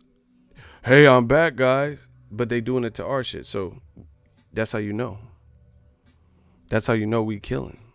That's how you know we really cementing this game. And then on top of that, we spreading knowledge, education, and dropping gems in the game. Oh man, it's a wrap. It's a wrap. These other dudes, they got to work jobs and be tired and drive places and try to get content at the gym, and they got to do all types of shit just to try to stay afloat. I don't even have to put out that many videos. I just do what I want. I can do a live stream. We get super chats. The message comes out. The points are real. I must be the greatest. Same thing with Al Haymon. Al Haymon's out here telling people the business. This is what's fucking up promoted because they're used to, like I said, Vanes Martirosyan versus Triple G. Okay, Triple G wants to still fight. He had a full camp. Come get your ass beat. Come get your ass beat at the StubHub. You see? And he's like, okay, I haven't fought in 2 years. I need some money. And then, just like we all predicted, he come and get his ass whooped. Now, the problem with Dazn is this. Their cards keep getting canceled and drug test fails and pull out. Nonito Donaire, in case you got Zolani Tete in the World Boxing Super Series, the semifinals, he just pulled out the week of the fight. The fight is Saturday. Regis Prograis fight still a go. I don't know what's happening with Donaire's fight. That's a bad look. David Lemieux he pulled out his last 2 fights on Canelo cards. You know what I'm saying? Not a good look. Virgil Ortiz was off the Canelo fielding card. They had to keep shifting cards. Gerald Miller failed a drug test. Their main event is fucked up. Oh my gosh. Shout out to Raul. He said, plus they doubled their price. Triple G's fighting and is being met with horrific reviews. If this was Rotten Tomatoes, the Steve Rolls fight would have a horrible rating on the tomato meter. You know what I'm saying? Just look in the comment section. People told him to fight Andre Charlo. He fought Steve Rolls. Now Triple G, we don't even know who his trainer's going to be. You know, we don't even know who his trainer's going to be. So it's not looking good for Triple G's, like, momentum. You know? The stuff we're saying makes sense. Like I said with the Luis Ortiz, if he felt comfortable and he took it, cool. Then we got to fight. But people are trying to shame him and make him and his team seem dumb. They're actually smart because they're not just going for the okie doke that Eddie Hearn. You know, you're not just coming from the UK and I told you, and just going to out hustle hustlers. Luis Ortiz is from Cuba. I get it. But he's been in America long enough. He's seen how the game works. He's already got a taste of a million-plus fight on Showtime with Wilder. He's been on Wilder Fury pay-per-view cards. He's been on Robert Easter versus Mikey Garcia undercard and got a warm standing ovation in all those fights because I was at all of them, right? So he's not just going to fall for anything. Gerald Miller, listen, I just told you, Luis Ortiz worked with Golden Boy. Luis Ortiz worked with Matchroom. He's worked with Al Haymon. He fought Wilder. Wilder Ortiz did $1 million+ on Showtime, and they beat Sergey Kovalev, who fought the same night. He fought against Igor Mikhelkin. Showtime has way less subscribers than HBO, yet and still Wilder Ortiz beat the HBO boxing card before HBO boxing went out of business in the boxing department, right? So he has all these caps in his hat. Plus, he gave Wilder a hellish fight, one of Wilder's most difficult fights, you know, especially from a physicality perspective. Fury was a hard fight too, but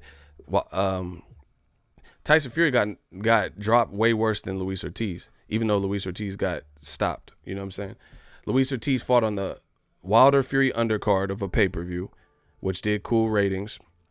He fought on the Mikey Garcia, Robert Easter card at the Staples, getting standing ovations. He's won since. He beat Raz Cojano, who they just fed to Daniel Dubois, who's about to fight Joe Joyce, it looks like. And Joseph Parker was in there with Raz Cojano, went the distance. Luis Ortiz iced him in 2 rounds. You got to pay like you weigh, bottom line. Gerald Miller ain't been on several pay-per-views. His fights when he was on Danny Jacobs cards, Selesky and shit like that, they weren't doing the Wilder numbers like $1 million+. So why would the pay scale be the same? Why would Luis Ortiz get less in essence when you consider the 2 fights after being worth $3 million and the pay-per-view percentage not being offered? Why would they take that? Why would they take less than what Gerald Miller was getting? You know why? Because it's politics and it's bullshit. You know how Biggie had party and bullshit? It's politics and bullshit. The bottom line is Luis Ortiz is an Al Haymon fighter. First of all, I don't know if Joshua wants it, so that could be a reason for the low ball. So yes, it is a low ball. 2, even if they really want the fight, they know Luis Ortiz has a chance to win, and they know Luis Ortiz is with Al Haymon. So they don't want to cash out Luis Ortiz and invest a bunch of money and then give him all this money. And then if he beats Joshua, he goes back to PBC. That's the issue. That's the issue here. They don't want that. So they don't want to, they don't want to invest too much in him. But Gerald Miller, I don't know what's happening with him in DAZN because I don't know what his punishment will be for all these failed drug tests. But he was going to be a DAZN fighter for the next some odd fights. So they didn't mind continuing to invest in him because he was going to be, on future DAZN cards. Ortiz is not. Shout out to my dude RTD. LOL, Eddie said Al Haymon is what? Eddie said he's going to do what? Eddie said pay-per-view is what? That's what I'm saying, bro. Eddie in America says pay-per-view is dead and DAZN is the way forward. Eddie in the UK is selling a DAZN fight on Sky box office. Exactly. The card is a great value for the money. It shows why pay-per-view is alive. And that's one of the earliest points I've said. How is pay-per-view only dead for Americans? But then in the UK, they still run a pay-per-view every other week for weak-ass shit. Fucking Liam Smith versus Sam Egington. Who wants to see this Humpty Dumpty bullshit? See, UK, I love y'all. I used to live in the UK. I used to live in England. But y'all got to start understanding and respecting the game. Like, I understand being a loyal fan and stuff, and maybe you just want to support your countrymen, but you guys got to start demanding better cards. You know, David Price is getting bit in the abdomen and the fight's ending. His opponent was balding in the back. Like, who the fuck is Cash Ali, bro? Cash App or Venmo, whatever his name is. He getting bit the fuck up. You know, we watching werewolf matches and shit. Why did he even get bit in the stuff? Like, pause, but I would rather bite someone like Mike Tyson did than to bite a man's, like, stomach. That's just me. You know, I don't know. I'm not in the business of biting men. I'll tell you that. I probably wouldn't bite no man, but I'm just saying, if I had to bite a man, I'm gonna fuck his ear up way more than I fuck his tummy up. Give him a tummy tuck. That was some bullshit. Ban him for life just for giving him a tummy tuck on national TV. And that was a pay-per-view for y'all. This man giving national tummy tucks. Dr. 90210. You know, Cujo out this motherfucker. In the UK, like, yeah, we're not gonna take it. Y'all liking this shit, bro. This man gave him a tummy tuck on national TV. Man, fuck what y'all talking about. UK, y'all gotta start demanding some better shit. David Price, he wearing oversized suits and shit with shoulder pads, and the suit be too fucking big. He had all these chances to beat, and like he keeps saying, oh, I'll be back into contention after this, and then he gets knocked out, or then he gets bitten tummy tucks and shit, you know, gastric bypass or whatever the fuck dude was talking about, right? And y'all keep giving the same fighters chance. Like, what? How many times David Price, he was like, yeah, I'm going to show y'all versus the Povetkin fight. He hurt Povetkin, but then he got knocked out. I'm going to show you in the Tony Thompson rematch. Then he got knocked out. I'm going to show you versus Erkan Tebber. Then he got knocked out. All of David Price's losses have been by knockout. All of them. And then he's getting tummy tucks.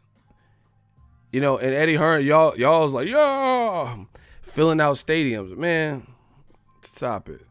You know, Tank Davis went over there and fought Liam or whatever his name is. John Walsh from America's Most Wanted or whoever the fuck he was fighting, and bodied that man. And y'all be like, yeah, he's coming back. All right, bro. Kell Brook fought a stripper, and y'all lined up for that shit. I'm not your boy toy. And then had the audacity to say shit about American cards not being up to par. Stop. Please stop. Talking about pay-per-view is dead. And we watching American Werewolf in London when David Price is fuck around getting bit by American Werewolf in London and shit.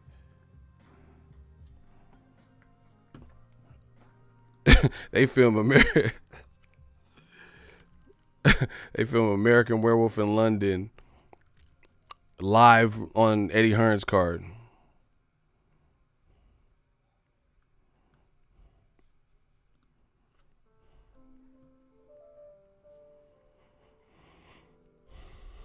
And y'all talking about pay-per-view is dead. Stop. Ted Cheeseman.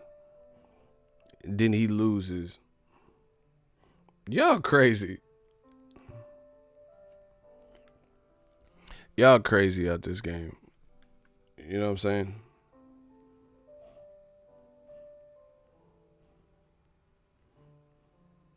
See, this that bullshit. Look at his fucking suit, B.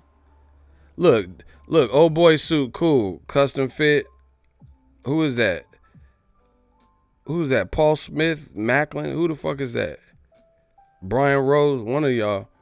His suit, cool. What the fuck is this?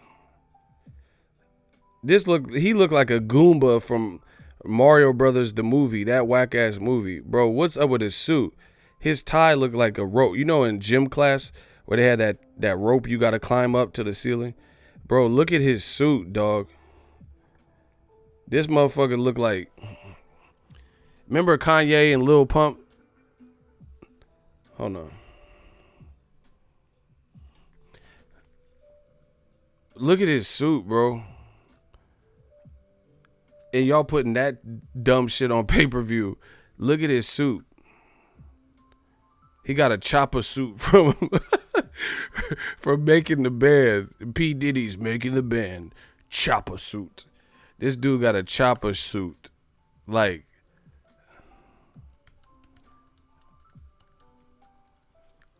he got a making the band chopper suit.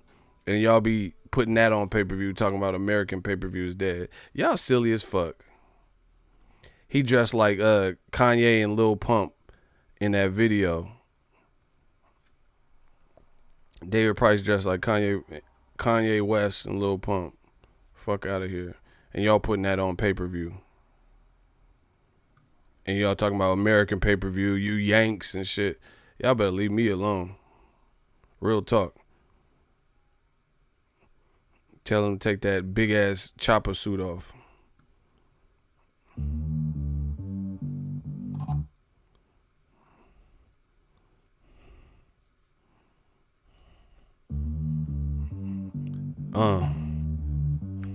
Yeah.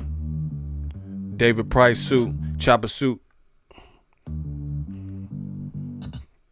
Look, he got that.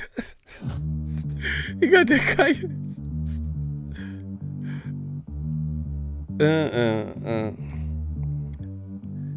I'm a sick fuck. I like my dick suck. I like the Rick fuck. I like to get buck. I like the Rick fuck. I like.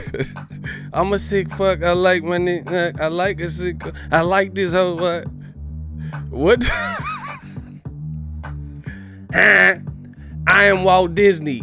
Google.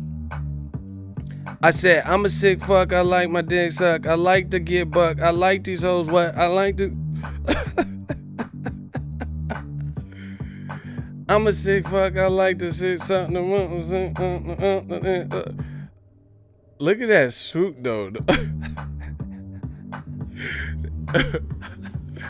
I'm a sick fuck. I like my suck. I like to get.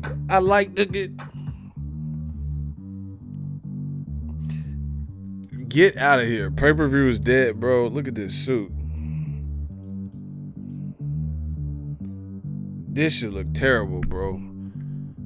Y'all motherfuckers' last names be Taylor in the UK. Josh Taylor and Liam Taylor, but y'all can't get no Taylors out like to tailor your suit. Y'all better leave me alone. All y'all last names be Taylor and shit. Liam Taylor, Scotty Taylor, and Georgie Taylor, Josh Taylor, but y'all can't get no Taylor to tailor this man's suit, bro. And y'all think y'all fucking with new media, what the fuck I'm doing? They said, he said his tie looked like a belt. Bro, that's a terrible suit. Yeah, Katie Taylor, see? All these motherfuckers named Taylor and can't find one actual Taylor. Bars. You can't find one actual Taylor to fix this man's goddamn suit. Talking about pay-per-view is dead. Oh, you Yanks don't know. Man, us Yanks got fucking Taylors. I never talked to Steven Espinoza and his shit was looking like Milli Vanilli. Girl, you know it's true. I love you. Like, hey, we are Milli Vanilli. We got the goddamn Grammy. Like, blame it on the rain. He got this Milli Vanilli ass fucking suit on, bro. He said, I love you. That motherfucker, when the lip sync messed up, he was like, girl, you know it. Girl, you know it. The shit just kept repeating. He was like, girl, you know it. Girl, you know it. Girl, you know. Nah, motherfucker looked like a martial arts movie. Girl, you know it's true. Girl, you know it's early. Nah, that's a tape, bro. You got this fucking Goomba suit on from Mario Brothers. Remember Goombas? Fuck. Tell me they don't look like no fucking Goomba. Hey, these motherfuckers look like Goombas out this. Tell me that ain't a Goomba suit from Mario Brothers. I know some of y'all too young to remember the fucking Mario Brothers, Mario and Luigi movie. Tell me they don't look like the Goombas. I'll stop. Y'all want me to stop? I'll stop. If y'all admit, tell me this don't look like a Goomba. He don't got a Goomba suit on. It's me, Mario. Tell me he don't got a Goomba. I'll stop letting y'all look at this. if you tell me David Price suit didn't look like this. Tell me he ain't got no Goomba suit on. Fuck is you talking about? Looking like the voodoo priest from Beetlejuice that Beetlejuice tried to switch the tickets with at the end. Yeah. Switch the ticket.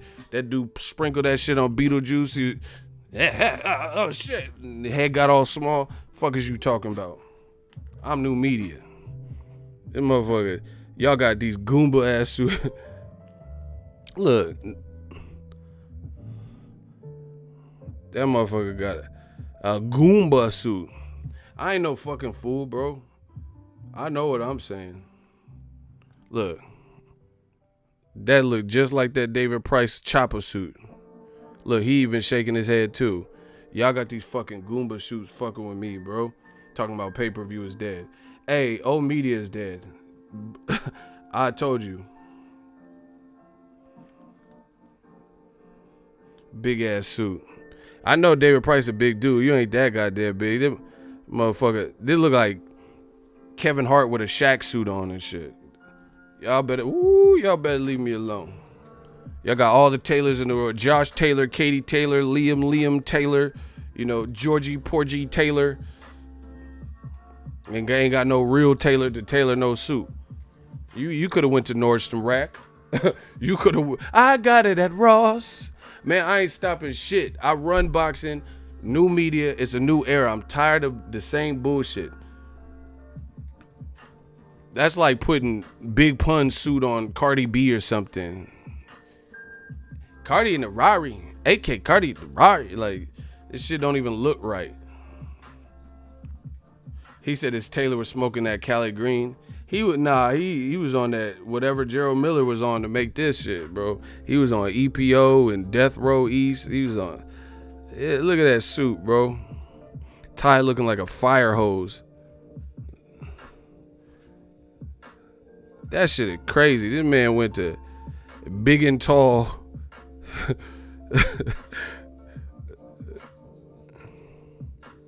That shit crazy, bro.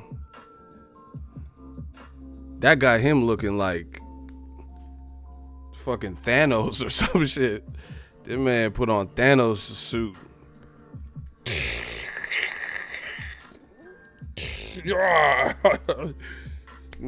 Fucking Thanos snap. Man, y'all pissing me off, dog.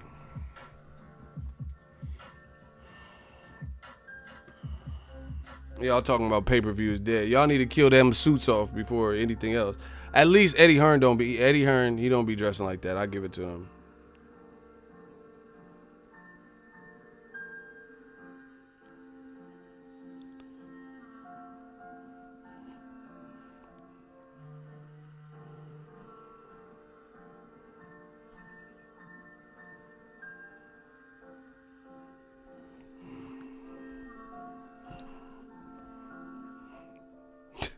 Y'all wildin', bro.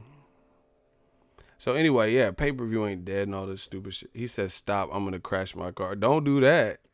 Cause I'll get blamed for that. Like I get blamed for David Price suit and pay-per-view dead. Eddie Hearn need to give some of that Dazn money.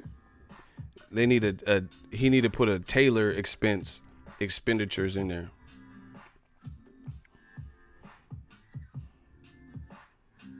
He said he had that rent to own suit on. that RTO suit. That motherfucking suit was like this big. Like, bro, you can't even show up at prom looking like that, bro.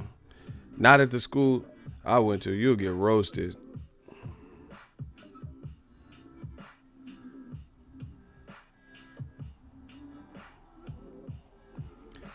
He dressed like TLC and shit.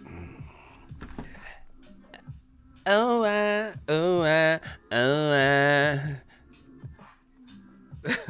so I creep. Them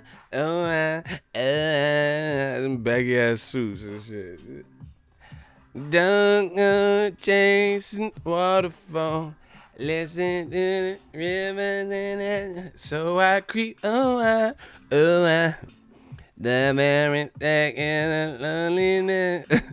But then this suit.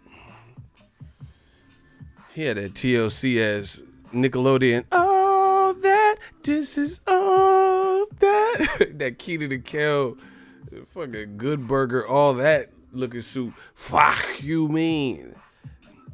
Car salesman type suit. I'll never. If you got that suit on at the car lot, I'm skirting off. I'll walk home. I don't need no car from you if you wearing that, bro. You look like a fucking Goomba. Yeah, in the Bay, we used to wear them 7XTs, but that's different. That's a t-shirt. I ain't go to get no. I ain't never wore no suit like that, bro. A suit? Hell no. Anyway, Dazn got to do something with these cars.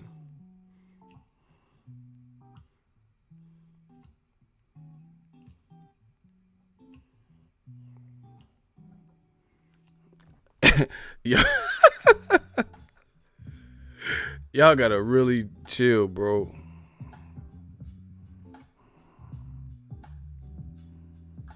That reminds me of, like, we used to go to clubs out here in the Bay, like in Frisco and Oakland and shit.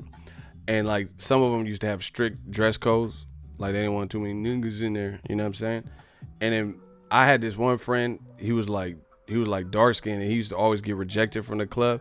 So one time he came out and he was like, "Yeah, I'm not gonna get, I'm gonna get let in this time. Feel me, bruh?" And he had this fucking zoot suit and shit. He was dressed like Me Familia and shit. Like, why are you wearing that, bro? You dressed like Kirk Franklin. We going to a nightclub, and you just like, put your hands together, stop, good God, like you dressed like Barry White and shit to try to get. Oh, you just eat. Oh, you. Girl, there's something wrong with me. Every time I'm alone with you, you keep talking about you loving me. Baby. Take that Kirk Franklin Plies looking ass suit off. What the fuck? Baby, there's something wrong with me every time. Oh, you just keep. Oh, you just. That motherfucker could jump out of a plane with that suit and ascend to the earth and shit. This is like, what? You're not gonna put on a parachute? Don't need one. Just hop out. Just hop out the wet.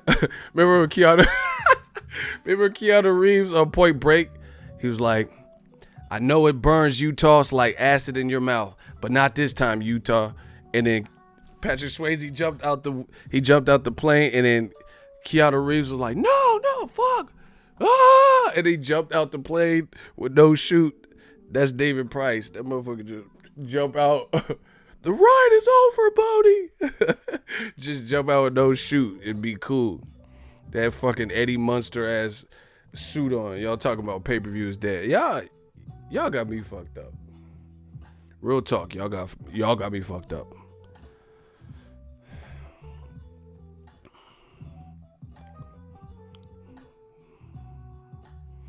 That shit look crazy, bro.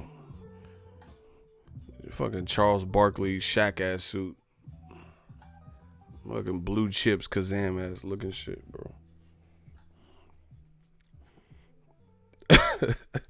y'all wildin'. Smash the like button. Yeah, but anyway, all this pay-per-view is dead and all that. Stop it. Bottom line, these fighters are getting smarter and wising up. He said, I was just listening to Barry today. Barry got my first, my last, my everything. You're the sun, my moon. That's what you are. I know. Y'all don't know about oldies. Only one like you. That's how Al Haymon be talking. That motherfucker, he got that deep voice. Baby. Oh, you just keep. Oh, you just telling me this and telling. Here I am, wait, practice for me. baby.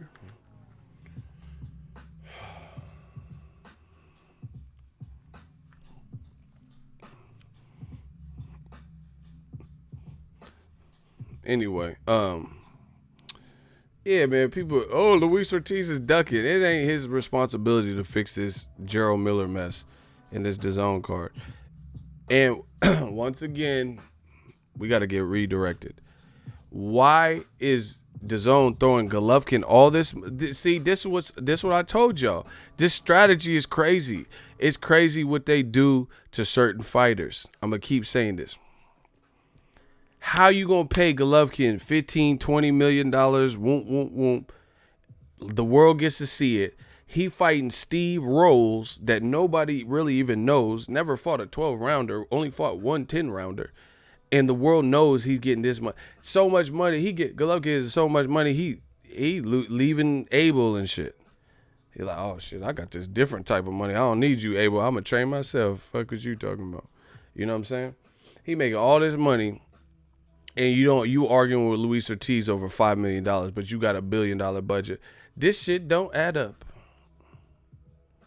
Like, that's like Floyd Mayweather going on a date with a bitch, and y'all go to Olive Garden, and he acting like he can't come up with the money. Like, she bought a little thing of pasta and a side salad, and her meal is $15.76, and then Floyd like, oh, motherfucker, we gotta split that. Like, you Floyd Mayweather, you tripping off a little chicken and shrimp, a little chicken Alfredo, you know what I'm saying? Like, you can't pay for a little chicken like that. You ain't got it like that, bro. If you're a girl you're trying to date, you try to smash, and you Floyd Mayweather, and you bugging out over a $15 chicken Alfredo, and we know how much money you have and worth. And then that's I can understand not tricking, or if she says, hey, pay my rent or pay my car off or pay my car note. I can understand taking a stand and be like, I'm not giving her a couple $100, you know. I'm not saying someone rock. But if you can't buy her a drink like T-Pain, let me buy you a drink. You know, you tripping off of a drink, that you ain't got it like that, bro. Something's not adding up. Eddie Hearn said Dazn got $1 billion a year and all this, the biggest budget in boxing, and you arguing with Luis Ortiz over $5 million, but you can give Golovkin $15 million for some Steve Rolls. You can give Klitschko getting his ass beat, you know, his last two fights. You could give him $80 million for a cut. So even if you have it like that, your pay scale is off. Joshua having a good name like Luis Ortiz on his resume, and if he could beat him easier or some shit than Wilder, that would do a lot. That would save your event. That would make your event a better, bigger ordeal, etc. And you want to complete that. You won't. That means they don't give a fuck about black and brown fighters. If that's the case, they don't care. If you're willing to give Triple G whatever you gave him, and the reports are he's getting 9 figures or something ridiculous, you don't care. You don't care to appease certain fighters, and you're breaking your back for Klitschko and Triple G and on ESPN Lomachenko and, you know, Tyson Fury. That's what that tells me. So something is not off. Something you think you can undermine certain fighters. You think you can lowball certain fighters. You think certain fighters are just going with the okie doke.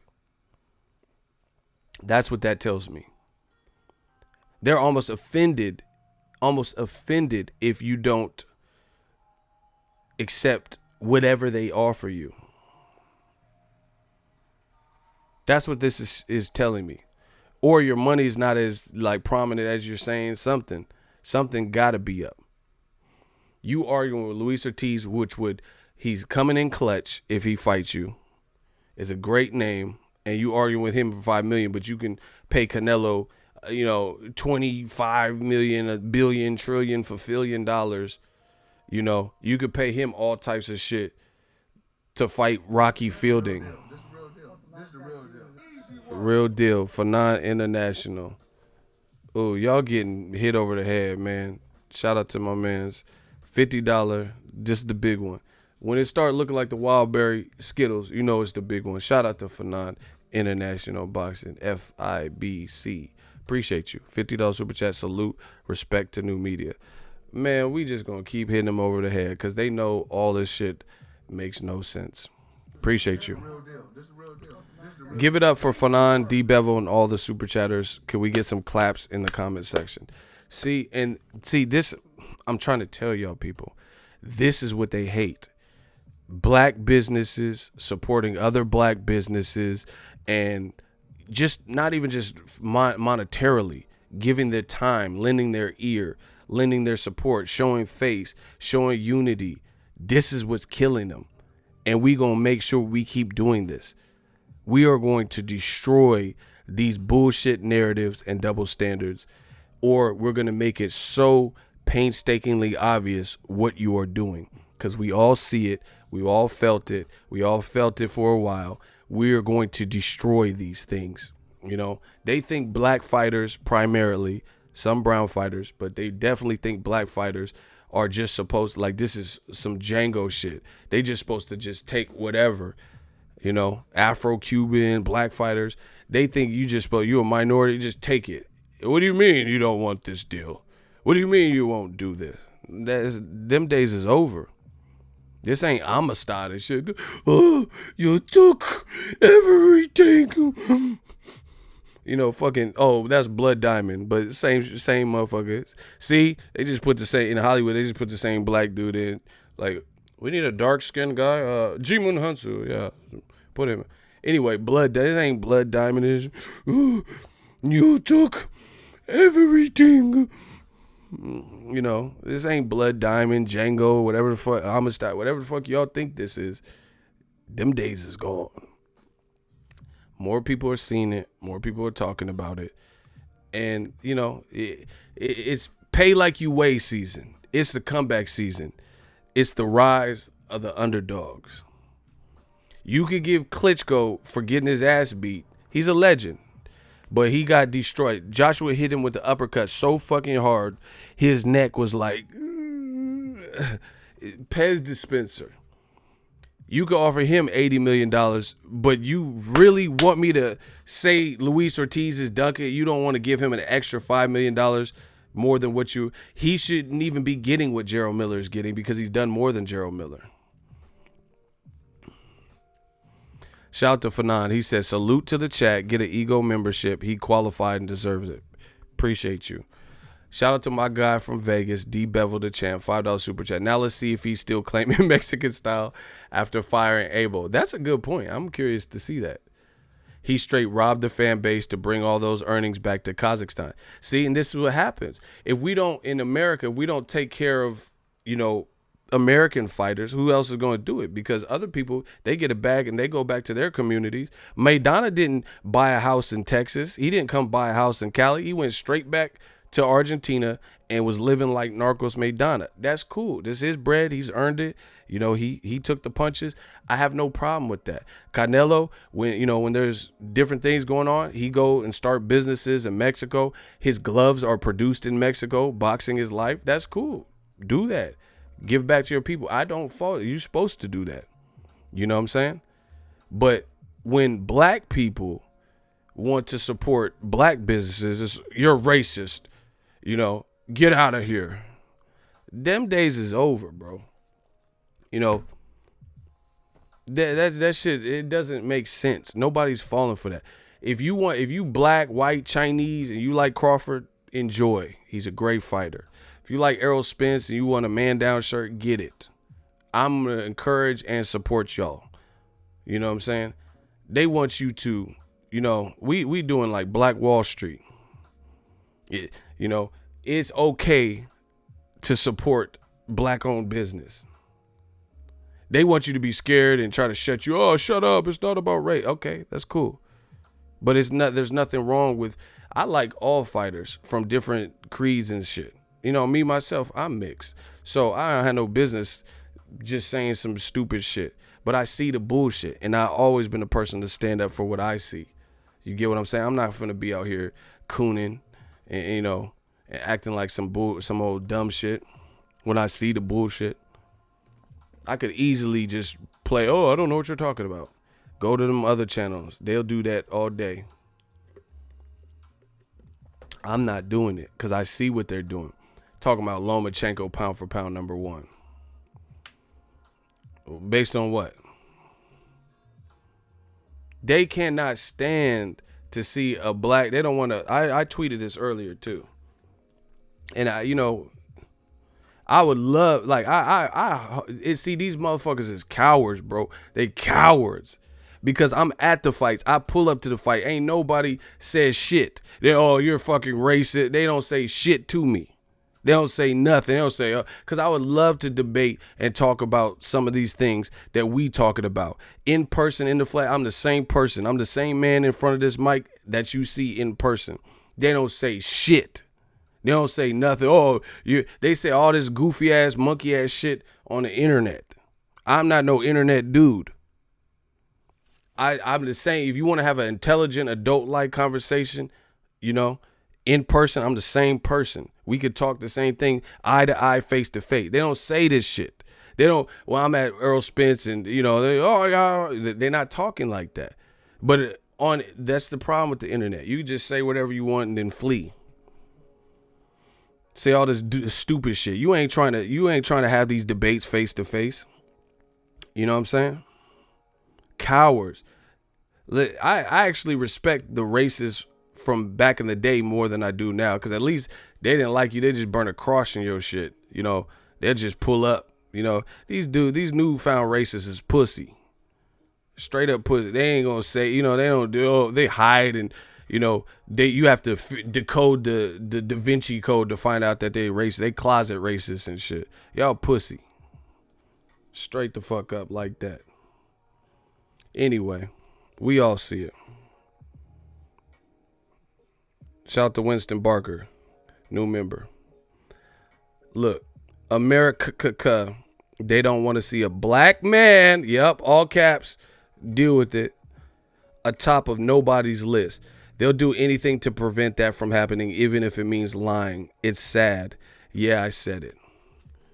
All they do, like true pussies, is they'll say, oh, you're pulling the race card again. But they're not telling you anything that I said that was a lie, that we can't all see. That they don't want to engage in that. Y'all got to give Fanon, D. Bevel, and the new channel member, Winston Barker, some claps. Please do that.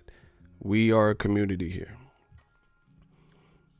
They keep coming to my channel to complain. Oh, this race shit again. Get the fuck off my page then. I'm talking about what I see. I'm talking about you run your channel or the channels you like, and you schedule the content that you like. So if you want to skim and graze over and pretend, sweep it under the rug, act like you don't see the same shit I see, that's your business. Not me. My parents didn't raise me to tuck my tail between my legs. I don't have a tail. If y'all have a tail, that's y'all business.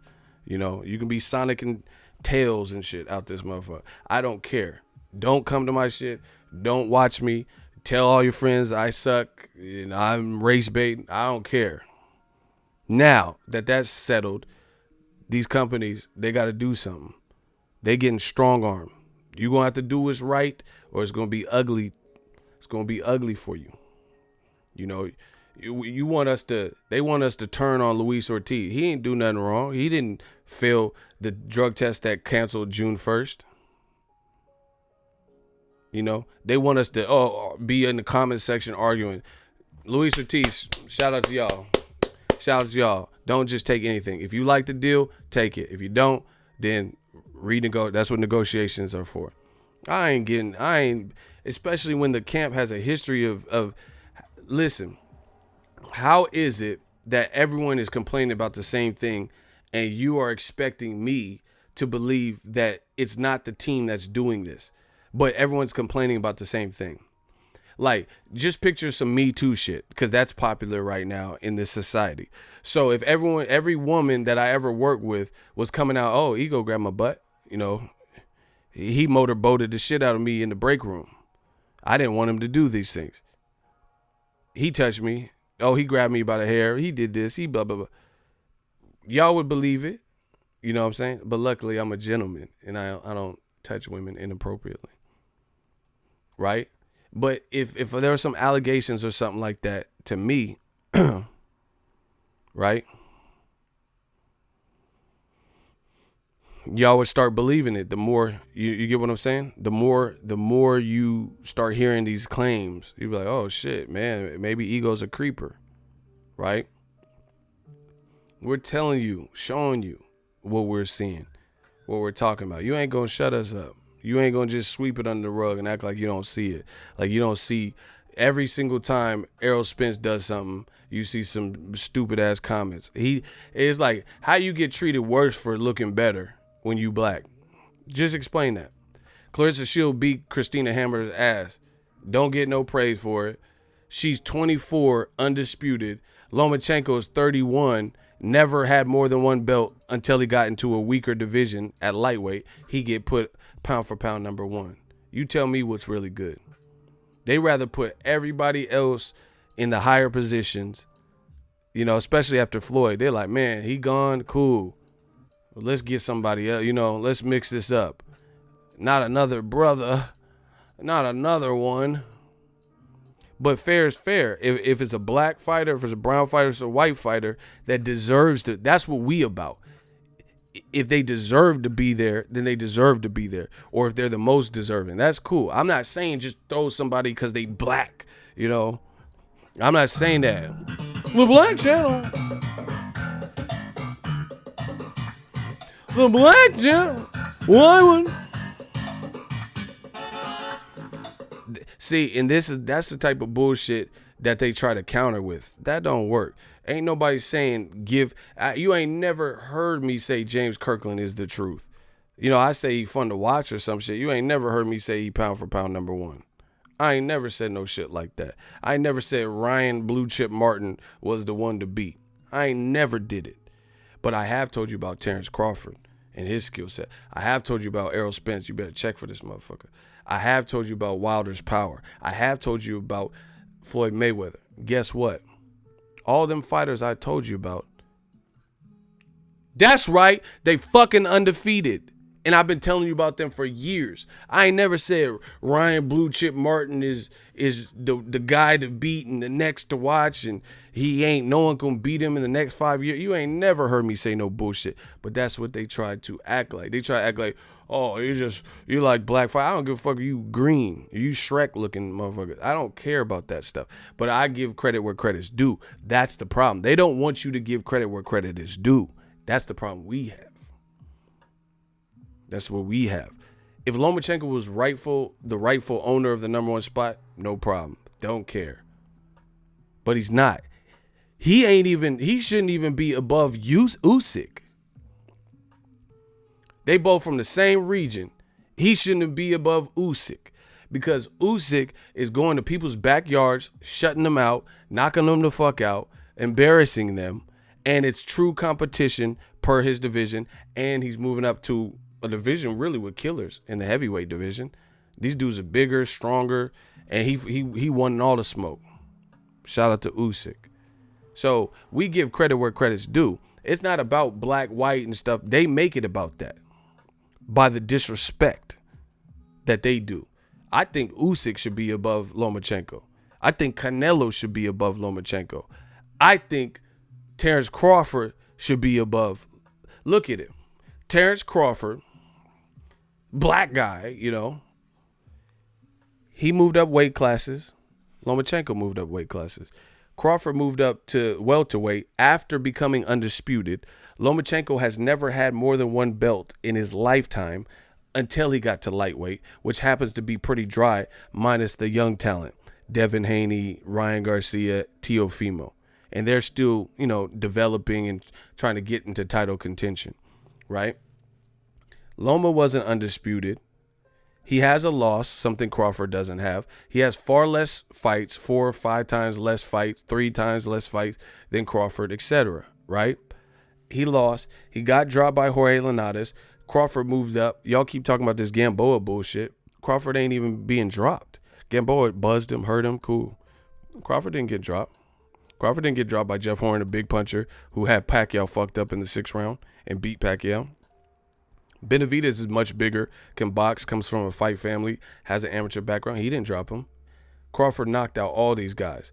Then he made Amir Khan show a side that we have really never seen from Amir Khan. Amir Khan has always showed an immense heart. He took the fight about him, to me. You guys could say, well, oh, he quit and low blow and I never quit a fight. You guys could say all that. To me, he quit. Roy Jones Jr. said the same thing. See, this is why they can't fuck with new media. Teddy Atlas said the same thing. Roy Jones Jr. said the same thing. I think it was a heavyweight that just said the same thing. But Roy Jones said he should apologize because he definitely found a way out. So there's a lot of people saying the same thing. Old media, there's nobody saying what you're saying, except for other old media. Horn got gifted the Pac win. I don't care. I'm not focused on that. Bottom line is Horn got to live like a champion, and he got the confidence in his mind from beating Pacquiao. The judges gave it to him. Then they rescored it with 5 judges, still gave it to him. So all that shit you saying Adam is dumb because he still got to live like a champion. Block Marcus Garvey. Listen, if these motherfuckers keep trying to go against what I say without actually going against what I say and proving it wrong, we just going to start sniping you. Marcus Garvey, we going to get you. Shooters, get rid of Marcus Garvey. Adams on a warning. Let's go. If you're feeling froggish, leap. I got the hot seat on deck. If what I'm saying is not true, I don't care about these little peanut gallery, sidebar, stupid-ass arguments. If you want to dispute what I'm saying, then, like I said, you're feeling froggish, leap. They're trying to, like on the beginning of my Ego Valley videos, they're only here to cause distractions. They keep trying to distract you with little, oh, Amir Khan was done. I don't care. Bottom line is he quit to me. That's what I seen. Even if you don't agree that he quit, he still, Crawford got a TKO. It's out of everybody's hands. They want you to focus on like the most minuscule of, instead of listening to the message and what's actually being said, they want to distract you with these little miscellaneous, minuscule points. We're not here for that. So, Ego in his bag, you in your prime, bro. Shout out to Winston, new channel member. We appreciate you. Bro, because I see the games, and it's just like we're too strong or too powerful. We might as well just talk about all this different shit. I know what I'm saying is true. If you disagree that race don't play a part in boxing, I'm not saying for you. I'm not saying for everybody is racist in boxing. I'm not saying everybody looks at boxing like that, because I don't look at boxing like that. I'm talking about the powers that be, people in charge, different companies, networks, and promoters, and different shit like that. That's what I'm talking about. How are you voting Lomachenko above Crawford?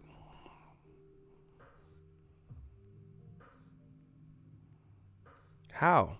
What is it? What are we basing pound for pound on? How are you voting Lomachenko over Canelo or Usyk? What are we basing it off? That's what I'm saying. I need clarification on how ESPN dropped a current fresh list with all these people who are supposed to know boxing, right? And then the consensus is Lomachenko. What are we basing this off of? This is just one example. They put Chocolatito up there. They put Triple G up there. What are we basing pound for pound off?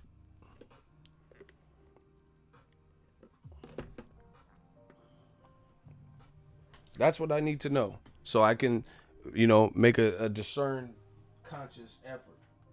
Are we basing off of who? And the funny thing is, the jig is up, bro. You can't see. I'm gonna tell you how it works. I'm gonna tell you by and large, like the racist people in white America, not everybody white. I'm not saying that. I'm saying the racist ones. What they do is move the goalpost. They move the goalpost. Hold on, I'm taking it out of your minute. Move the goalpost and constantly shift on their standards. So,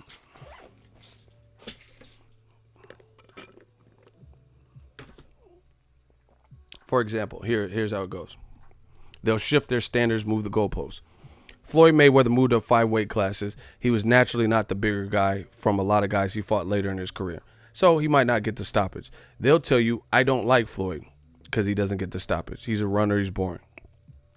Got a guy like Wilder, polar opposite to Floyd. Not as technically skilled, but he'll knock you the fuck out. Now all of a sudden they're like, oh, but Wilder's sloppy. I don't like it like this. What are you talking about? Block Raymond Espinoza. I don't give a fuck what you talking about. I'll continue once he's gone. He doesn't deserve to hear what the rest of what I'm saying.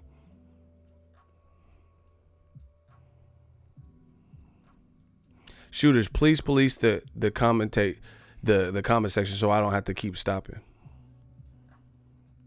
Thank you. Motherfucker said I'm looking for racism. So as opposed to the issue actually just being there and relevant, and I'm just talking about what's there. So that's like a doctor saying your dumbass got herpes or something, and you say, oh, you're just looking for some herpes. Ain't no doctor looking for herpes. Motherfucker, you got it. See how stupid this shit sounds? Oh, you're just looking for racism. Yeah, I just woke up and said, oh, top of the morning, let me find some racism in boxing. Stupid. A doctor runs tests and diagnoses, hey, you got burned. Whoever you're sexually active with, they got you. You got herpes. I didn't look for herpes. Like, I'm just like, hey, I've been looking everywhere for some herpes. Man, I'm so glad I finally found some herpes. Been looking everywhere for some herpes simplex 10. Like, ain't nobody looking for herpes. But if you go to the doctor, you say, hey, yeah, man, I got, my shit looks like a Crunch Bar. And, you know, I got these bumps. And my shit, Bumpy Johnson. And then they run tests and then they diagnose that. Then that's what the end result, they just telling you what they see.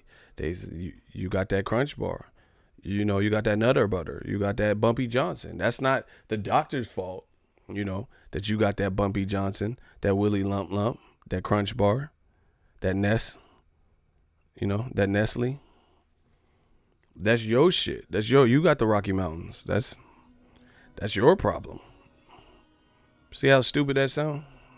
They not fucking with me. I'm in my prime, bro. Like Amazon, Optimus. They got that Crunch Bar, bro. That Bumpy Johnson.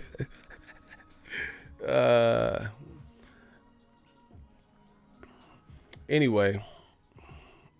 Okay, y'all about to make me throw up. Someone said that Rocky Road ice cream. Y'all, okay, I'm going to throw up. Please. Ugh.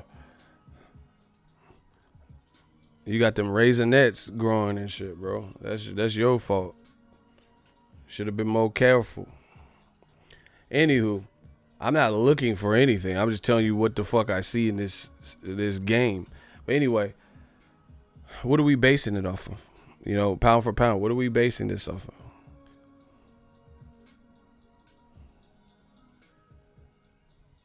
I don't know who's going to train Triple G. Shit, he might have his wife train him or something. He might want to be keeping the money in-house. I don't know. It's just it's like they can't stand. Like I said, you hate Floyd because he's fighting bigger guys and he's 40 and he's not necessarily getting a knockout. You need more excitement. All right, Wilder is excitement and he's definitely getting knockouts galore, like stretching people, probably worse than anyone in boxing on a routine basis. Knocked out everyone he fought except for really Tyson Fury, and I guess if you want to count Stavern, but I don't even count Stavern anymore because he got done up in the rematch so bad. You know, and they still don't like that. They don't like Floyd because he trash talk, but they love Conor McGregor's trash talk. They don't like Floyd because he trash talk, but Andre Ward, a God-fearing man, very eloquent, very clean cut, knows his stuff, doesn't engage. And when Kovalev was, you know, trying to suck him into a trash talk war, a battle of memes and stuff, didn't do all the online Twitter fingers like that. You still don't like him. You see, it's very easy to see what's going on, people. You know, and the worst part about old media, and especially the racists, is they suck the life out of you. Pause. What they do is like they're leeches. They'll use these like little anybody not black. Oftentimes, they'll use and they'll leech off of them, and they'll tell you that, oh, Chocolatito is the number one person. And then when he gets knocked out, then they say, okay, it's Triple G. And then Canelo beats him. Okay, it's Lomachenko. Now Lomachenko's been doing well for himself since the Salido fight. It's like they refuse. Like, look at it. ESPN has not put a black person number one. They keep doing this stupid ass pound for pound list and updating it, every 3-6 months or whatever. And it has not been. Even when Andre Ward, Teddy Atlas told Dre Ward and Crawford to his face that Lomachenko's ahead of you. And they still, it's like they refuse to put a black, like, you know what I'm saying? Like they can't fathom, they can't even do it, It's like, man, we finally got Floyd up out of here. Fuck, thank you. Goddamn, I'm so glad. Now who can we put? Okay, anybody but. That's what it seems like.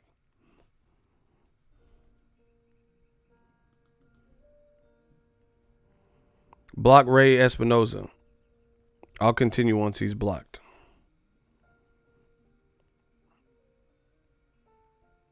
He said, you just lost a fan, punk. I'm about to be at 200K this year. See ya. Wouldn't want to be ya. This man said you just lost a fan. Okay. She'll be back. Another Quelo? I'll give me another one, man. Huh? Okay. Motherfucker, I'm Scarface. What you talking about, bro? You be like, now you have 186,999. It could have been 187,000, but you just lost one. Fucking Jay-Z and shit. You just lost one. Okay. Another Quelo? She'll love me in the morning, man. I just lost another one, man. Huh? Okay. Yeah, okay. Motherfuckers talk. They don't even know how to talk tough anymore. You talking like Dirty Harry and shit. Now you're thinking, do I have 6 bullets? Or did I empty all of them? Now the question you gotta ask yourself is, you just lost a fan. Do I feel lucky? Well, do ya, punk? The motherfucker called me a punk. I even called him a punk. And it's been a minute since the good old. Sometimes you just gotta keep it simple. Just punk. You gotta just do what works. Do I feel lucky? Well, do ya, punk? Like, goddamn, that motherfucker like took it to prison and shit. That motherfucker said, you ain't nothing but a punk. Hey, motherfuckers call me a punk. Damn, that's fucked up. They call me a punk and shit. You just lost one subscriber, punk. Damn, I like linguistics. I like the human language. It's pretty cool. Yeah, punk.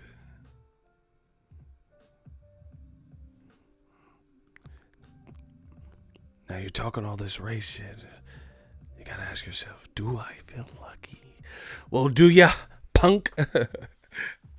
I got that Dirty Harry Calhoun and shit. I like that. That was good. Nice touch. Anyway, I am the Stream King, people. Just deal with it.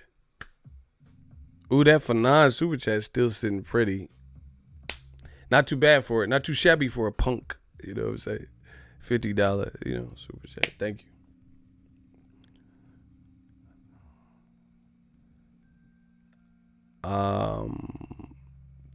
The 5 million offer is it's a report. Different people are reporting that's what it was. They can't handle the truth. They don't want to hear it. That's good. I don't care, because the thing is, we're winning.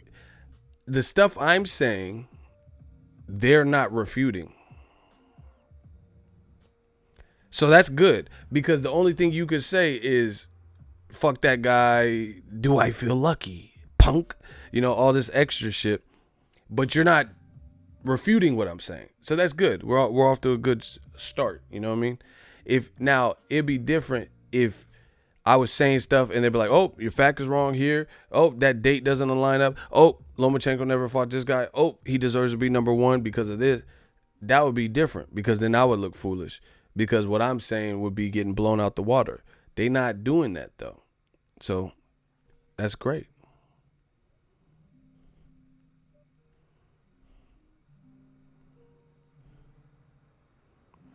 Ego, YouTube be hating on you, man. We block people and it unblocks them right away. No. That's not YouTube hating. That's these guys are building other profiles with the same name and coming back. So that's not YouTube. Because the dude, it said Ray Espinoza or whatever, and it was a capitalized R and a capitalized E, and then he came back and it was all lowercase. So that's not an issue of you blocked him and he came back under the same account. He made another account just to tell me off and call me a punk. So that's not accurate, Cursor. These dudes is coming back.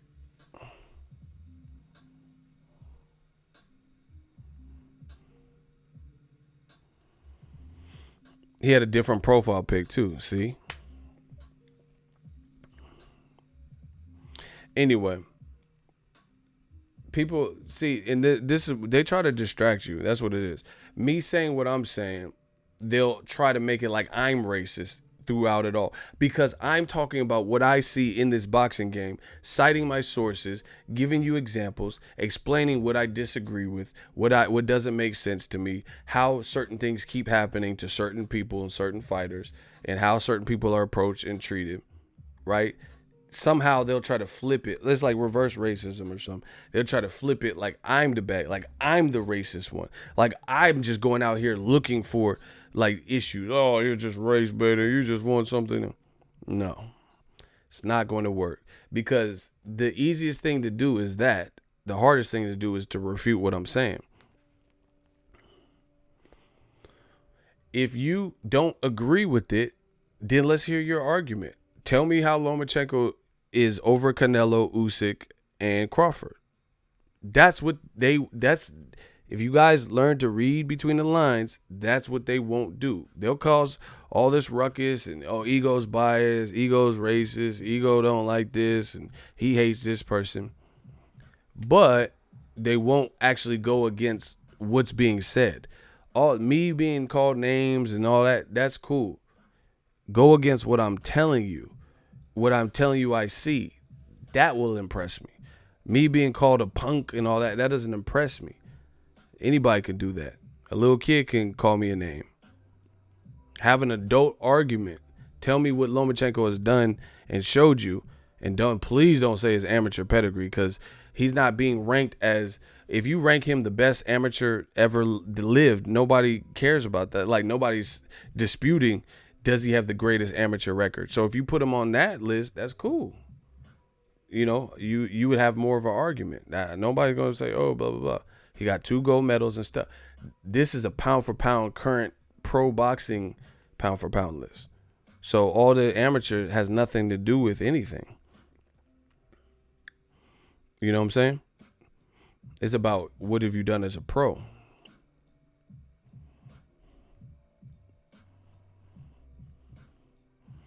And it's like they refuse to put a black person at the top of that list. They refuse, even if they're more deserving, you know. And I'm realistic. There's not, when Floyd was pound for pound, it was very easy to see he was the guy because of the longevity and what he did and undefeated for so many years and who he fought, etc. Pound for pound is probably a little bit harder now because these guys are still entering their journey and stuff. But if you're going to take the time to actually vote a list, you have to look at the facts of who's at what point now and the skills you're seeing, etc. So I can at least cop to that it's probably harder to discern as opposed to when Mayweather was it, because it was like undoubtedly if you didn't have Mayweather #1 pound for pound based on everything, you know, then you were probably just, you know, a hater. Or even Andre Ward, because, you know, what he did after Mayweather left and shit, like he was just Super 6, blah, blah, blah. So I can get that it's probably a little bit harder to, you know, come up with the list, but it's too much of a coincidence that it's Roman Chocolatito, Triple G, and Lomachenko has been atop of ESPN's list for the last every single time they vote. That's been when you got guys like Crawford and Andre Ward, and conveniently it's always a non-black fighter now, ever since Floyd. That's by design. I don't care what no one says.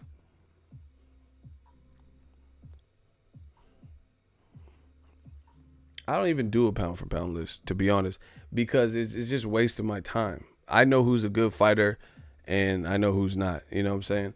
But the point being is they're willing to put any and everyone, and see, this also disrespectful outside of them being black fighters or whatever, is you have American companies who won't even give Americans, black, white, Asian, or whatever, they won't give Americans the shine that they deserve, and then wonder why, oh, Wilder's not as big as Joshua's in the UK and stupid shit like that. Look how they're treated. Look how American fighters are treated in America, and it's no mystery why they other fighters will blow up in the UK, because the UK don't operate like this. They like Ted Cheeseman and shit. They're, oh, Ted Cheeseman, you know, they'll come out and support.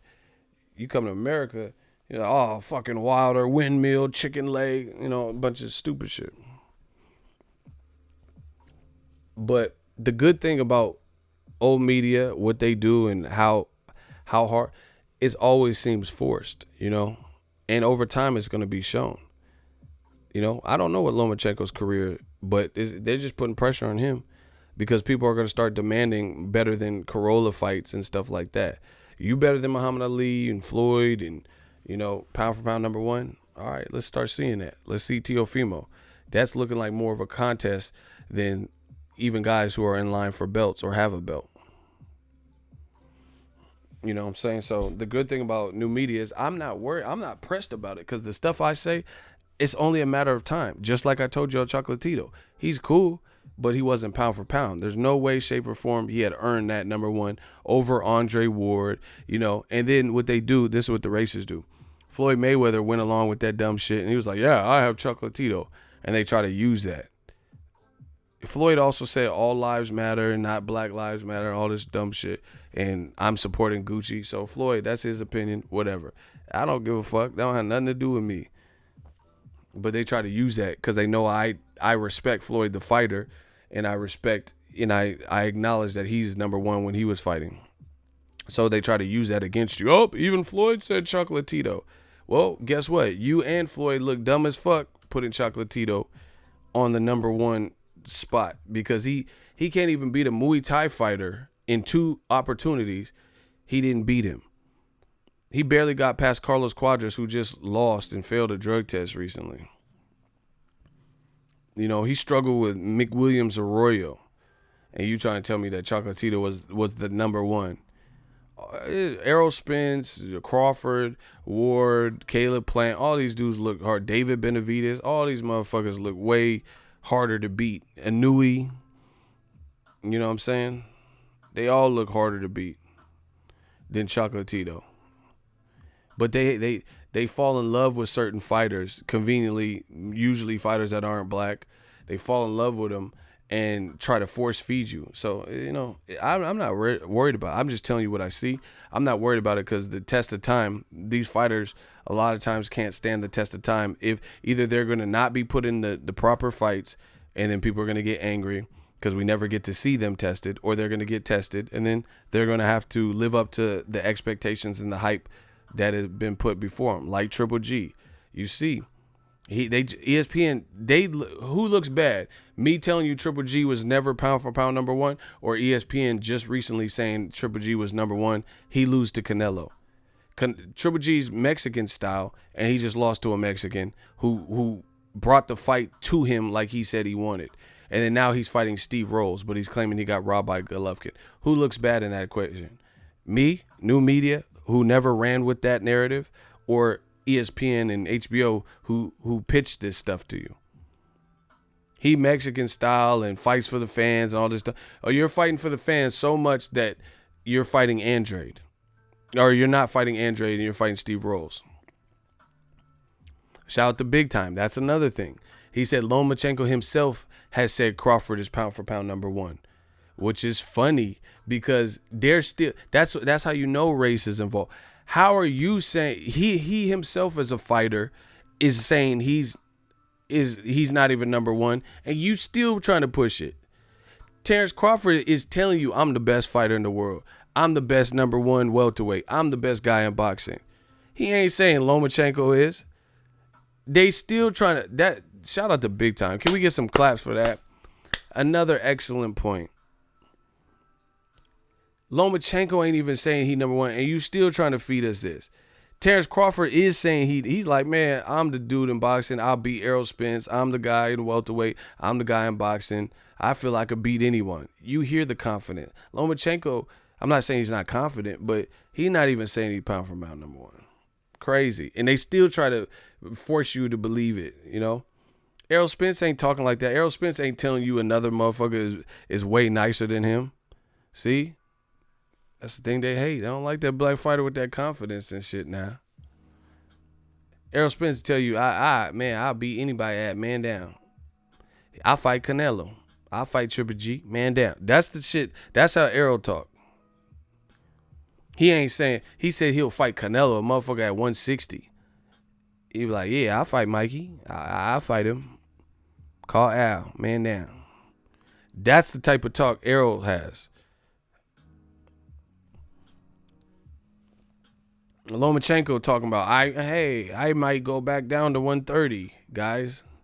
Yeah, I'll fight Gervonta for free. That's his type of talk. That's what he's been saying recently. Hey, I don't want to fight Pacquiao at 140.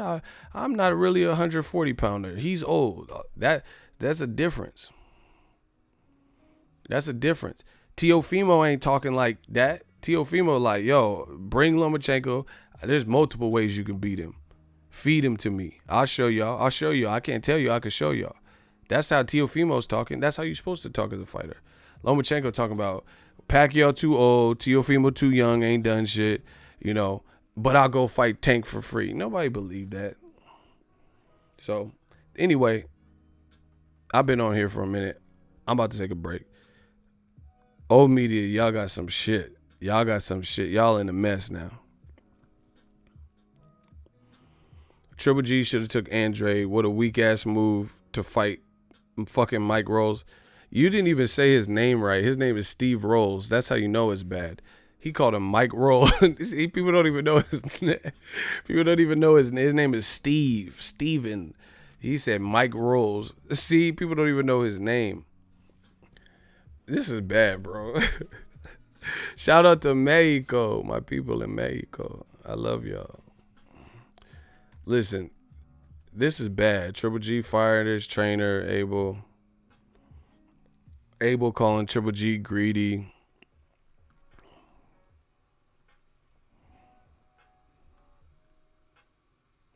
The zone card got messed up. Zolani Tete is off the card, the co-feature. This shit is crazy for old media right now. Triple G saying that he's avoided, like nobody wants to fight him. I'm telling you, old media, they got to come stronger. Triple G says, and I quote, about Steve Rolls, quote, I don't exactly know who this guy is. I look at him, he's hungry, he's dangerous, and he's undefeated. This is boxing, and anything is possible. Not a good sales pitch. Not a good sales pitch, bud.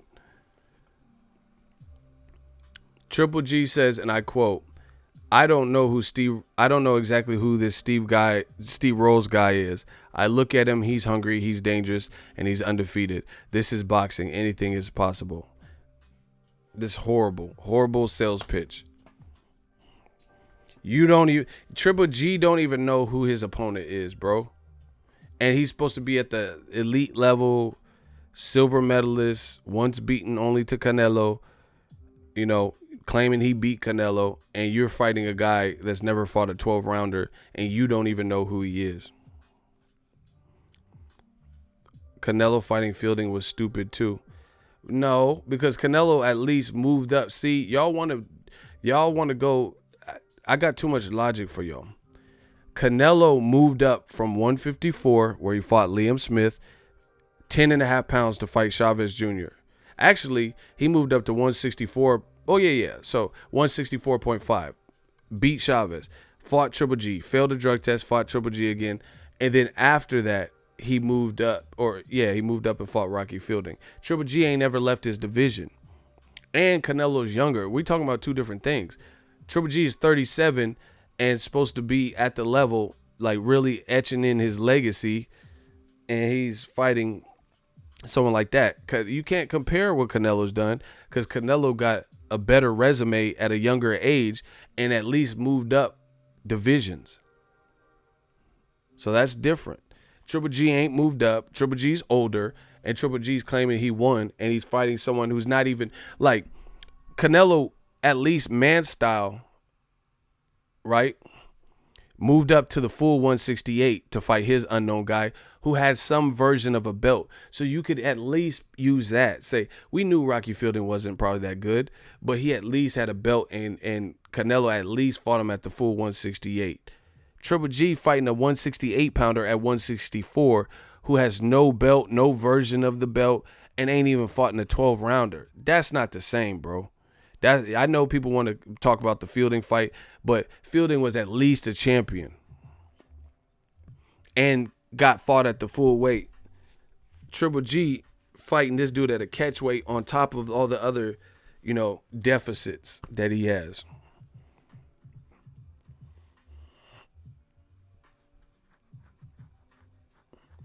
So I'm not, by any means, I'm not saying Canelo versus Fielding was a great fight, but they're different circumstances. You got to look at each individual circumstance. Canelo at least moved up and fought 3 guys who could have been tough and beat them, and had a draw. And then he moved up and fought at the full weight against some version of a champion. Triple G ain't fighting a champion, and he ain't fighting him at the full 168. At least humor him and fight him at 168.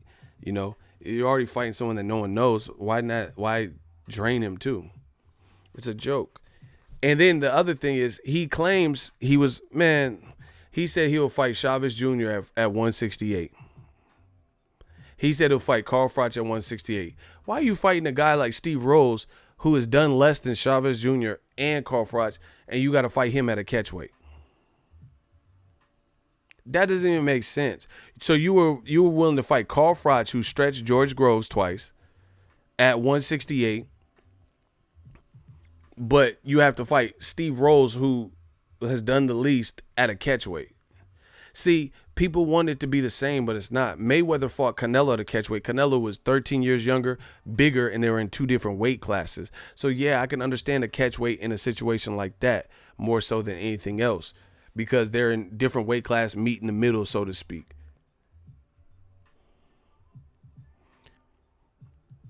Triple G won at Froch, but he retired. Irrelevant. The bottom line is Triple G was going to fight him at 168. Why are you fighting Steve Rolls that no one wants to see at a catchweight?